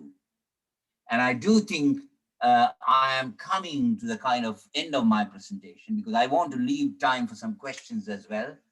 I hear that my good friend, Professor Nalin De Silva, is going to moderate this at the end and ask me some questions. Please be, ask me any questions. So these are the kind of, ingredients we want in a mass-produced process. And we are already there. I got a brilliant student, Hussein Al-Nasi, who can really, really bring this up. He's from the manufacturing faculty at Kuwait University. And he has, working with the Turks, he has brought this up to automated control. So we can now use that gyrator with computer control much more accurately. And we did our first piece of work. We used a transparent pot, a bit of an adventurous thing to do, because you got to be careful about the strength. It's like a pressure vessel because there's pressure from the top or the bottom. And we took pictures of how that liquid is, working in there at different rotational speed, at different pressures.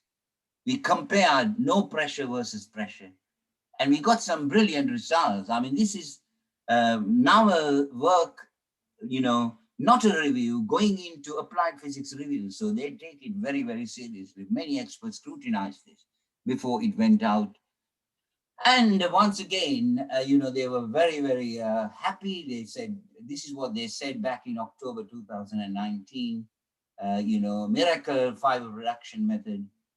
We understood, we explained what is going inside that pot. More papers to come out in that area very soon. So I think I'll stop there. I have taken the trouble to talk about microfluidics, bubble production, electrohydrodynamics, particle bubble production, and fiber reduction using new methods. All three types of morphologies with advanced biomaterials are very important for biomedical engineering. And this is about, I think, 5 to 10 years ago, when Her Royal Highness Princess Anne visited my laboratory to see what is going on. And these two people in that picture with him, he's a professor now in China, and she's a leading researcher in the University of Vienna.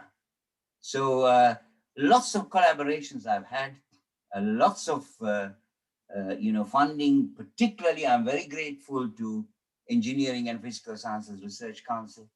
I also have a current program which has just ended, done a lot of good work through British Council collaboration with India, with Professor Samia Dalvi. Now there we were making bubbles as a mouthwash, because mouth ulcers and mouth cancers are a growing problem in that arena. So I haven't had the time to talk about all that. But I just want to thank everyone who's contributed. I do all these talks and probably win a lot of applause for this, but lots of people have really worked hard to develop the science, technology, and engineering. Inventions and output to benefit society, the utilitarian value, is most important when science, engineering combine and harnesses out technology. So on that note, I think I'll call my presentation to an end. Thank you very much again for inviting me. Thank you, everyone. Thank you, Shawanti, for introducing me. Thank you, Vice Chancellor. Thank you, Preeti, and everyone who's organized this for me. I hope that your university goes from strength to strength. I've always had a respect for Colombo University, because I do think that's one place from quite some time has a good base in physical sciences, good base in life sciences. So you have the ingredients there to take it out to medicine or engineering, the applied sciences. So have some of the others. I owe a lot of my learning, as I said at the beginning, to the University of Moratuwa, the great people who taught me. So thank you very much. I wish you all the very best. And the most important message, stay well and safe. Thank you. Thank you, Professor Edri Singer, for that inspiring address. We could strongly feel your enthusiasm for research. It was quite tangible. Thank you very much. As requested by Professor Edri Singer, we can take a few questions from the audience this evening to moderate this short Q&A session of about 10 to 15 minutes. I kindly request the head of the Department of Chemistry, University of Colombo, Senior Professor Nalin De Silva, to take over.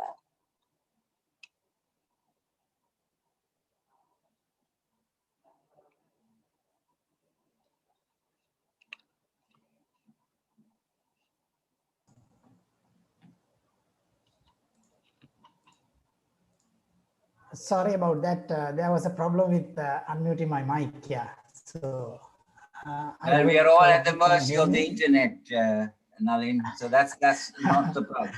Okay. Okay. Can you hear me, Mohan, now? I can, and may I ask first whether you were able to see all of the audience online, all my slides? Yes. Thank Yes, you. I think we have limited number of participants in the Zoom, but we have live stream through the Facebook page of Faculty of Science Facebook page. So, Thank you. Excellent presentation, Mohan. As usual, I remember you came to Sri Lanka as a keynote speaker to our conference, Nanotechnology, a few years back. As usual, you have been an inspirational speaker and a great researcher. And also, before I open up the Q&A session, let me first congratulate you for your OBE, excellent achievement. We are very proud of you. Thank you. Let's see whether there are some questions in the chat box. And before that, it's excellent work. I think you are oscillating from electrospinning and electrospray to now gyrospinning. And I have few questions, but let's see whether there are other questions, and I will open up. Shavanti, you have any questions, Shavanti? Start with.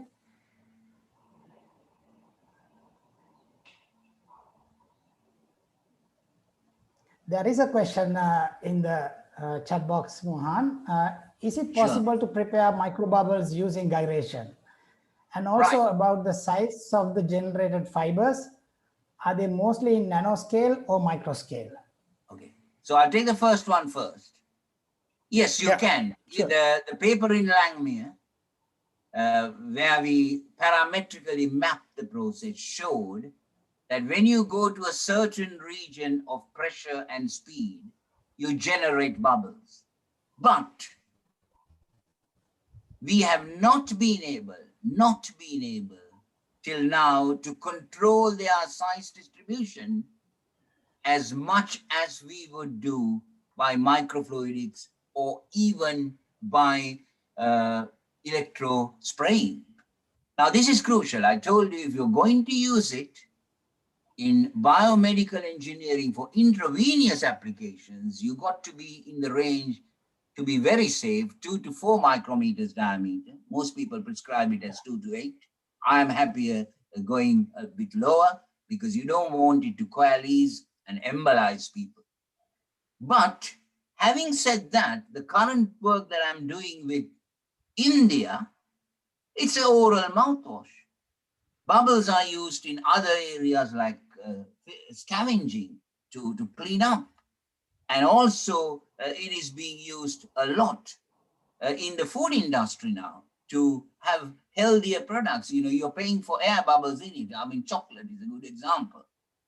So the size becomes crucial for intravenous applications, but we will not have that restriction. And then bigger methods like sonication, you can prepare bubbles by agitation and sonication. By gyration is another way. Those are better because you can prepare more. You can prepare bigger samples, and that's important if someone is going to industrially exploit that. Now, with respect to scale, you can get nano, you can get micro. If you use a water-soluble polymer, you can exert pressure to a very high level, so 3 times the atmosphere. I mean, the last few slides I showed, the automated kit can go to 6-7 times the atmosphere. You got to do that with great care because it's a pressure vessel. But then you are depending on the solvent, because if you apply too much pressure and too much rotation to an organic solvent, it will vaporize very quickly, evaporate very quickly, and the size of the output will be higher. So you're more likely to get a higher diameter fiber when you use an organic solvent. and that kind of polymer. If you go for the water-soluble polymers, then you can really get down to the nano size. And the recent work I published with Shravanti and them in a journal called Polymers, there it was water-soluble immediately because pressure decreases it, speed decreases the diameter. You can go to the nanoscale without any problem. Okay, okay. And I saw a question popping up on the screen. Can you use, can you use gyration to load antioxidants? You can. You can. I mean, nothing is out or in, but you got to do the right trials. Thank you.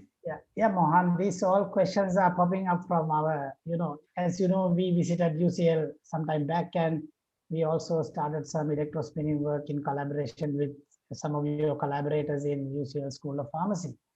And another question is, Mohan, can we use gyration technique to load antioxidant to prepare an edible microbubble? Yeah. Do you think it's possible? Yeah. You can. And this is the advantage of using a pot kind of philosophy, because your ingredients can be in the pot to begin with, but to make it industrially viable, you've got to be able to have feeding lines into the pot. So you can feed the other ingredients while you do the process. We have done this, and this is where we invented infusion gyration. And we know now that infusion from the bottom, we are about to publish another paper with the Turks and the Kuwaitis on this, coming from the infusion from the bottom of the well or the pot is much more attractive. And we are going to feed this, in line. So remember this, when you're trying to scale up, you really got to think of scale up right at the beginning when you're doing a process. If you just do a little bit scientifically good, you might get a good paper or two out of it, but it'll die its day. So you got to, use it as a scalable phenomenon. Okay, thank you. Another question from one of my student from Australia. He's asking, what are your strategies to use microbubbles in targeted drug delivery? Yeah, microbubbles are very good for targeted drug delivery. I haven't done any specific work on that, but I know so many. For example, Professor Elena Stride at Oxford does a lot of work on bubbles in that kind of scenario, where you target a particular, say a tumor, and you can bring the bubble to that location and explode it by high amplitude ultrasound, and then destroy the tumor that way. There are many ways of treating cancer. I don't think we are, at the hiatus of any of those techniques, but this is an alternative. Okay. This is something for targeted drug delivery. Lots of other people in the world are working on this. We have Borden's work in America. We got Elena Stride in the UK, many in the Netherlands. So you can, those people are specialized in combining the other. And in UCL, Professor Nada Safari, he uses ultrasound. You got to use it in conjunction with another engineering technique. Okay, thank you very much. And there's another question. In your gyration, you have a huge centrifugal force. And then if you try to use gyration to make microbubbles, do you think that this is from our postdoc Dhanushi? It will distort the bubble and create a sheet or a fiber. You can make the bubble acid. Very interesting question. The more speed you use, the more pressure you use, you can make it distort into an ellipsoidal shape. But this is another parameter that is worth investigating, because how do you think that a bubble should always be spherical? I don't know the answer to it.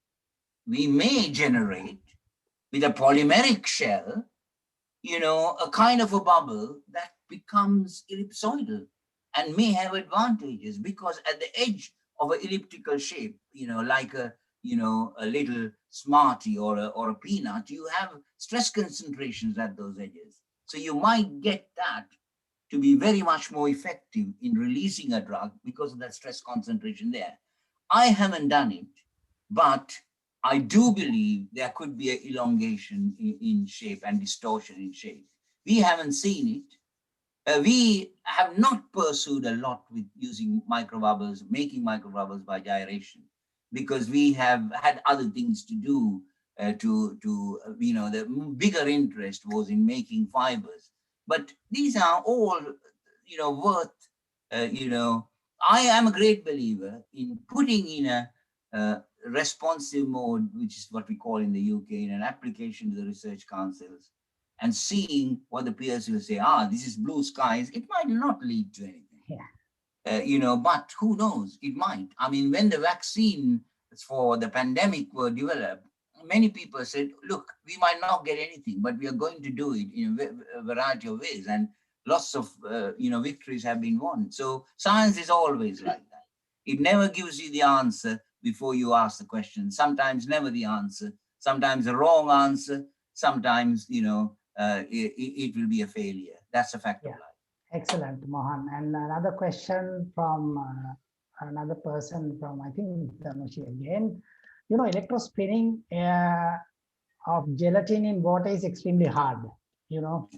How do you see that gyration can help with this? Now, very importantly, it can, I think, because one of the things that gyration does is to have a lot of entanglements in what you're spinning. So the viscosity is a governing factor. And we know that because of the speed, because of the pressure, we might be able to use very, unmanageable, unprocessable polymers to get fibers from gyration. So therefore, try it. I don't know the exact answer. I'm saying worth a try, because it might work. And if it works, electrospinning is just flow through water through a tap, and then you apply electric field to drag it out. That's what the Taylor cone is all about. Yeah. But it hasn't got that turbulence in the pot that gyration offers. So very well worth doing it. We can go to very high viscosities. I have no doubt about that. So it's a viscosity that's a fundamental, scientific parameter that will play the role. Okay, this is from me. I have this question, Mohan. Like, if you take the electrospinning, you get a woven type of a mesh type material. But when you get the gyration, because of the centrifugal force, you might get the unidirectional. And I showed a picture comparing the two microstructures. Correct, yes, absolutely right. How do you compare the tensile strength of these two against the woven to the monodirectional fiber? Now, the electrospun mesh will be more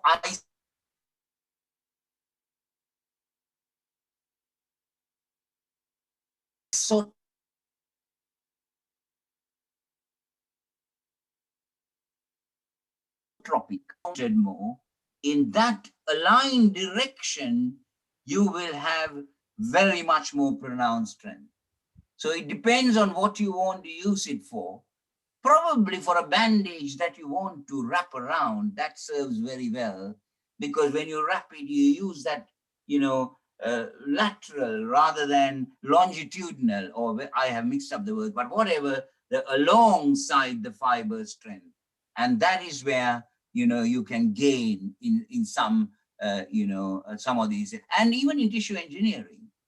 We don't know, we haven't done enough experiments, and with Shravanti's expertise, we want to progress more into that. But, we don't know which one will the cells like more. I mean, the tendency always is, use it with, bone cells, but they're just one coarse cell, 40 micrometers. Preeti in your university wants to do, stem cells. You can use other type. It might be better for a certain cellular interaction rather than the other. So you got to set up a little program that you can control to check this out. Yeah, thank you very much. And this is my last question before I hand it over to Shravanti for the last few comments. And I know you are a student, like Suvan Gyration has done the electrospinning live cells, I understand. And this is the question is Dr. Edri Singer from Chemistry Department. He asked this question. Now, if you look at the scaling up issue, electrospinning, we know revolutionary fibers, fluid DNA tech, and so on. They are doing the scaling up. How do you see the gyrospinning scaling up against the electrospinning? You think it has more lot more scenarios for gyrospinning because it's a pot. Yeah, lot more than electrospinning. Spider of nozzles. No, you can make a spider of nozzles, but then the electrical field of one will start interacting with the other. Yes. In gyration, you use one pot, and this is what has interested the industrialists and make it bigger and bigger. We know Timoshenko's engineering into elasticity theory that I learned when I was in Moratuva, really, gives you all the necessary knowledge how to scale up a pressure vessel.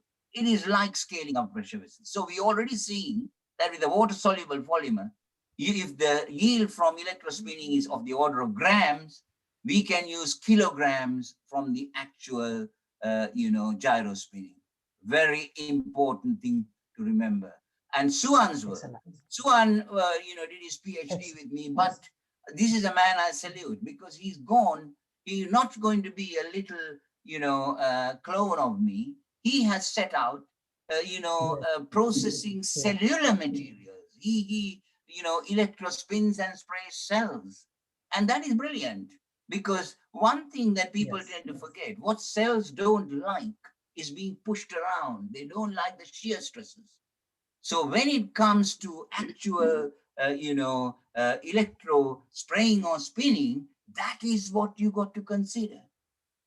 What are the, relative, shear strengths that is being faced? And you can use that barrel, the nozzle of the electrospinning device, as high as you want. You can still get a Taylor cone. So he has had a lot of success in that. And I think he will take it to a very, very new level when it comes to actual work. I think you must get the credit because like you are also always thinking about outside the box. You have created your students also to think outside the box, and I always will continue to think outside the box, and that's what I encourage you people to do.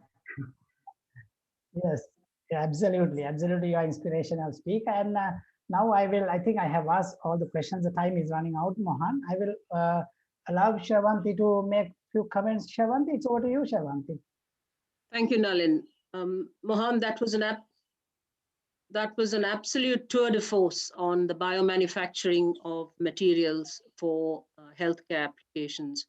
And I think the whole university and everybody listening in will understand just how much the field has progressed with the work that you have done.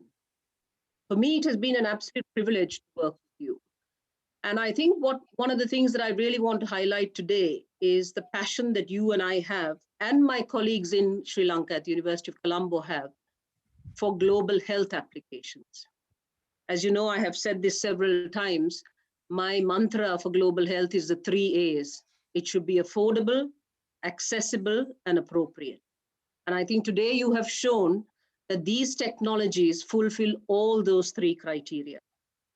So my sort of plea, and I don't think I have to plead much with you, is that you will join hands with us at the University of Colombo to implement these technologies and more, because you have seen what an enthusiastic, lively, diligent, and intelligent group of people there are at the University of Colombo, who will be only too pleased to join us in these endeavors. And what would be more fulfilling than to see this collaboration coming to fruition to accelerate the translation of these technologies into effective therapies. So thank you very much from me, Mohan, and I'm going to now hand over. I'll be very happy to collaborate and help people. As you know, the 3 A's is something I believe passionately as well. And I'm very, very glad to help Colombo set up, things and give out things from the bottom of my heart without any restriction. So I think that that is a great note for me to hand back to the Dr. Caldera, to you, and for the closing session. Thank you again, Mohan. Thank you, Shravanti. I think now the Q&A session is over. Thank you, Mohan, again. Yeah, And let me we also have, thank Dr. Caldera for getting this all together. Thank you very much. It's over to you, Dr. Caldera. Thank you, sir. So I'd like to thank Senior Professor De Silva for moderating that session. And also I'd like to thank Professor Homavanya Singham for coming back again with those comments as well. I'd like to thank Professor Edri Singer once more, and we would like to present to you a token of appreciation as a symbolic gesture of our gratitude for your kind presence at today's event and also for that thought-provoking presentation. May I invite Madam Vice Chancellor to please do the honors. Thank you so much. Thank you very much indeed. I'm very humbled, and I like these plaques to keep kind of thing because they're always a memento of the event. Very much appreciated. Thank you very much indeed for having me. I'll tell you, I've been very nervous with this presentation. The technology and the science and the engineering doesn't worry me, but the internet does. And I'm absolutely grateful to, I look up and you know who I'm thanking for the actual, continuity of the whole event. Very well done. Absolutely brilliant. Thank you. God bless you all. Thank you. Thank you, sir. Thank you, madam. Organizing and executing the annual research symposium requires much planning and preparation in the best of times. In the unprecedented times that we currently face, it required even much more effort as well as dedication. However, the organizing committee was able to successfully meet this challenge due to the insightful mentoring and excellent leadership of the Vice Chancellor of the University of Colombo, Senior Professor Chandrika Vijayaratne. Madam Vice Chancellor, we deeply appreciate the guidance and support that you have extended under all matters related to the annual research symposium. I would like to call upon the chairperson of the annual research symposium, Senior Professor Preeti Udagama, to present a token of our gratitude to the Vice Chancellor, Senior Professor Chandrika Vijayaratne.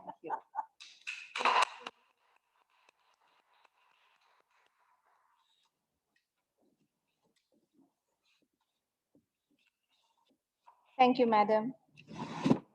As all good things must come to an end, we have now reached the conclusion of today's ceremony. To deliver the vote of thanks, it is my pleasure to invite the dynamic chairperson of the Annual Research Committee 2020, Senior Professor Preeti Udagama.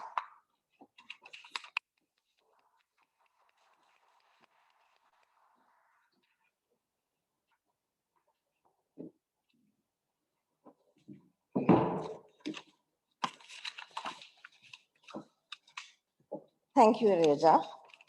Good evening, Madam Vice Chancellor, Senior Professor Chandrika Vijayaratne, Chief Guest, Her Excellency Sarah Halton, OBE, Keynote Speaker, Professor Mohan Edri Singer, OBE, and Professor Shravanti Homavanya Singham, Senior Research Advisor to the University of Colombo, the Registrar, the Rector, Deans, Directors of Institutes, the Registrar, the Bursa, fellow academics, distinguished ladies and gentlemen, and dear undergraduate and postgraduate students.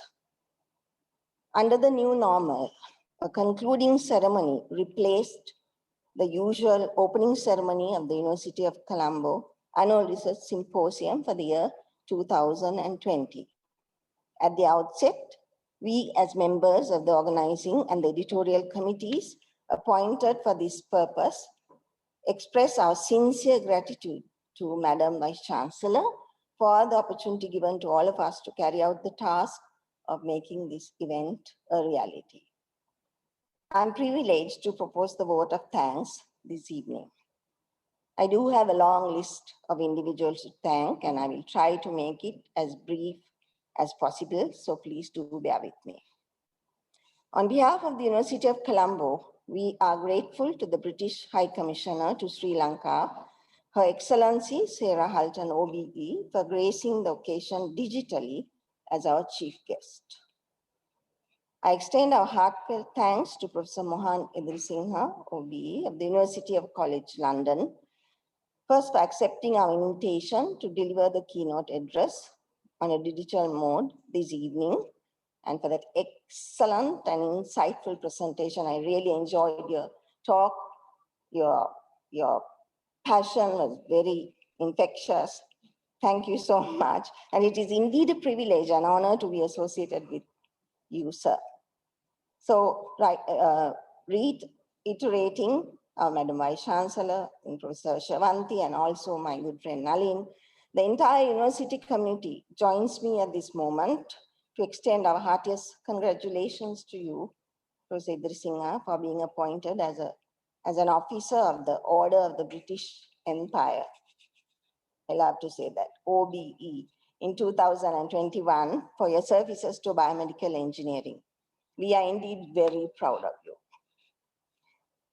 Professor Shravanti Homavaniyasingham, Senior Research Advisor to the University of Colombo.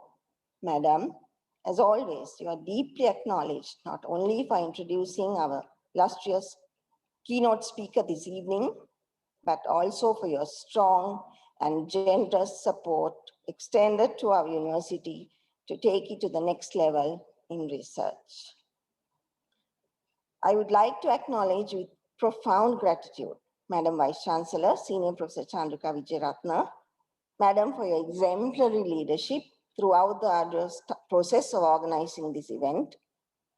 Thank you for being a role model to all of us women academics.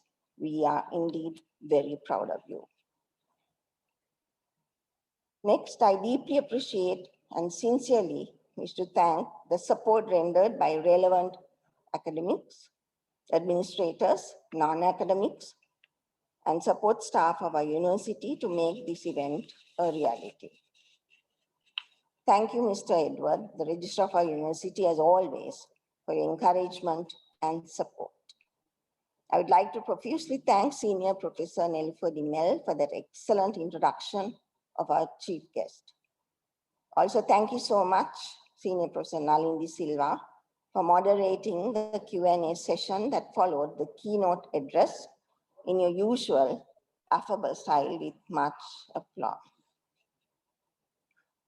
A very special and sincere note of thanks goes out to the following individuals for their untiring commitment and effort towards this endeavor. To the co-chairs of the editorial committee, Professor Ramani Vijayasekara and Dr. Sanjeeva Seniviratna, for their tedious and unenviable task that was, as usual, very well accomplished. To the Rector Sri Pali Campus, Professor Ranjan Hettiarachchi, for providing the Saraswati Puja video, with special thanks to the two fourth-year students who performed the dance item, Ashani Atukoral and Ishara Guru Singha, and the choreographer of that dance item, Dr. Amali Pereira. To all members of the organizing committee and of the editorial committee for their commitment and a strong support. A very big and special thank you goes out to the Assistant Registrar of the Academic Publications Branch, Mr. Mohammed Shifa and his team, and allow me to mention two names, Mrs. Monica Kirialla and Mr. Meringa Bandar of your team.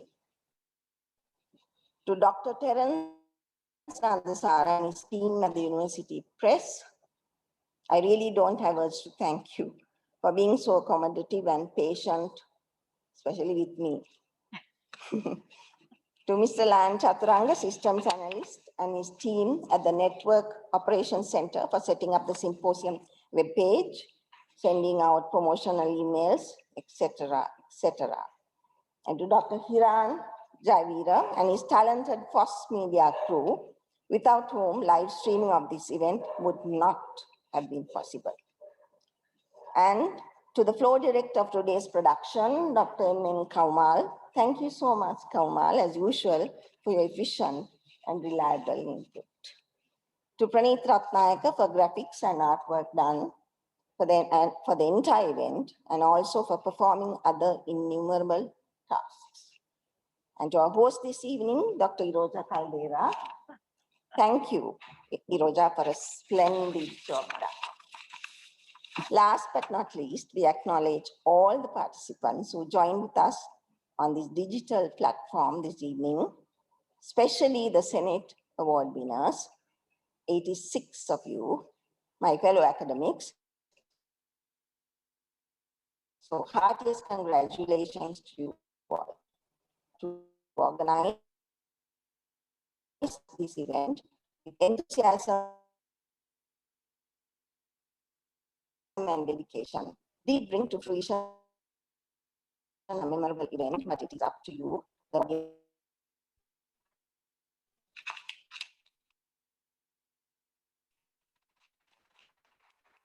Thank yourself, no? You didn't thank yourself.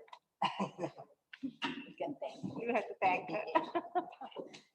As we end the annual research symposium, I would like to remind you about the University of Colombo Mentoring Day 2021, which will be held tomorrow morning. The Mentoring Day is a post-Congress activity of the annual research symposium and is aimed at raising awareness about mentoring amongst the academia. I do hope that many of you will join this virtual conference tomorrow. It was really perfect. Thank you so much, my team. Yeah, but it's really nice. Thank you so much. An end is only a beginning in disguise. As we officially close the annual research symposium 2020, we are confident that as a university, we will build upon our achievements and attain even further heights in research in the year 2021. Thus, we sincerely hope we have your active participation at our next annual research symposium as well. Thank you for being a part of today's proceedings. We will now conclude with the National Anthem. I wish all of you a very pleasant evening. Thank you.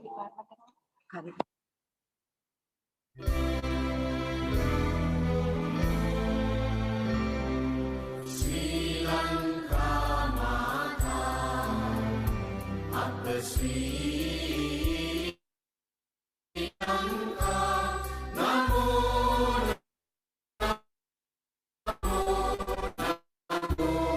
Namo Mata, Sundara Sri Karini, Surani Ati Sobhamana Lanka.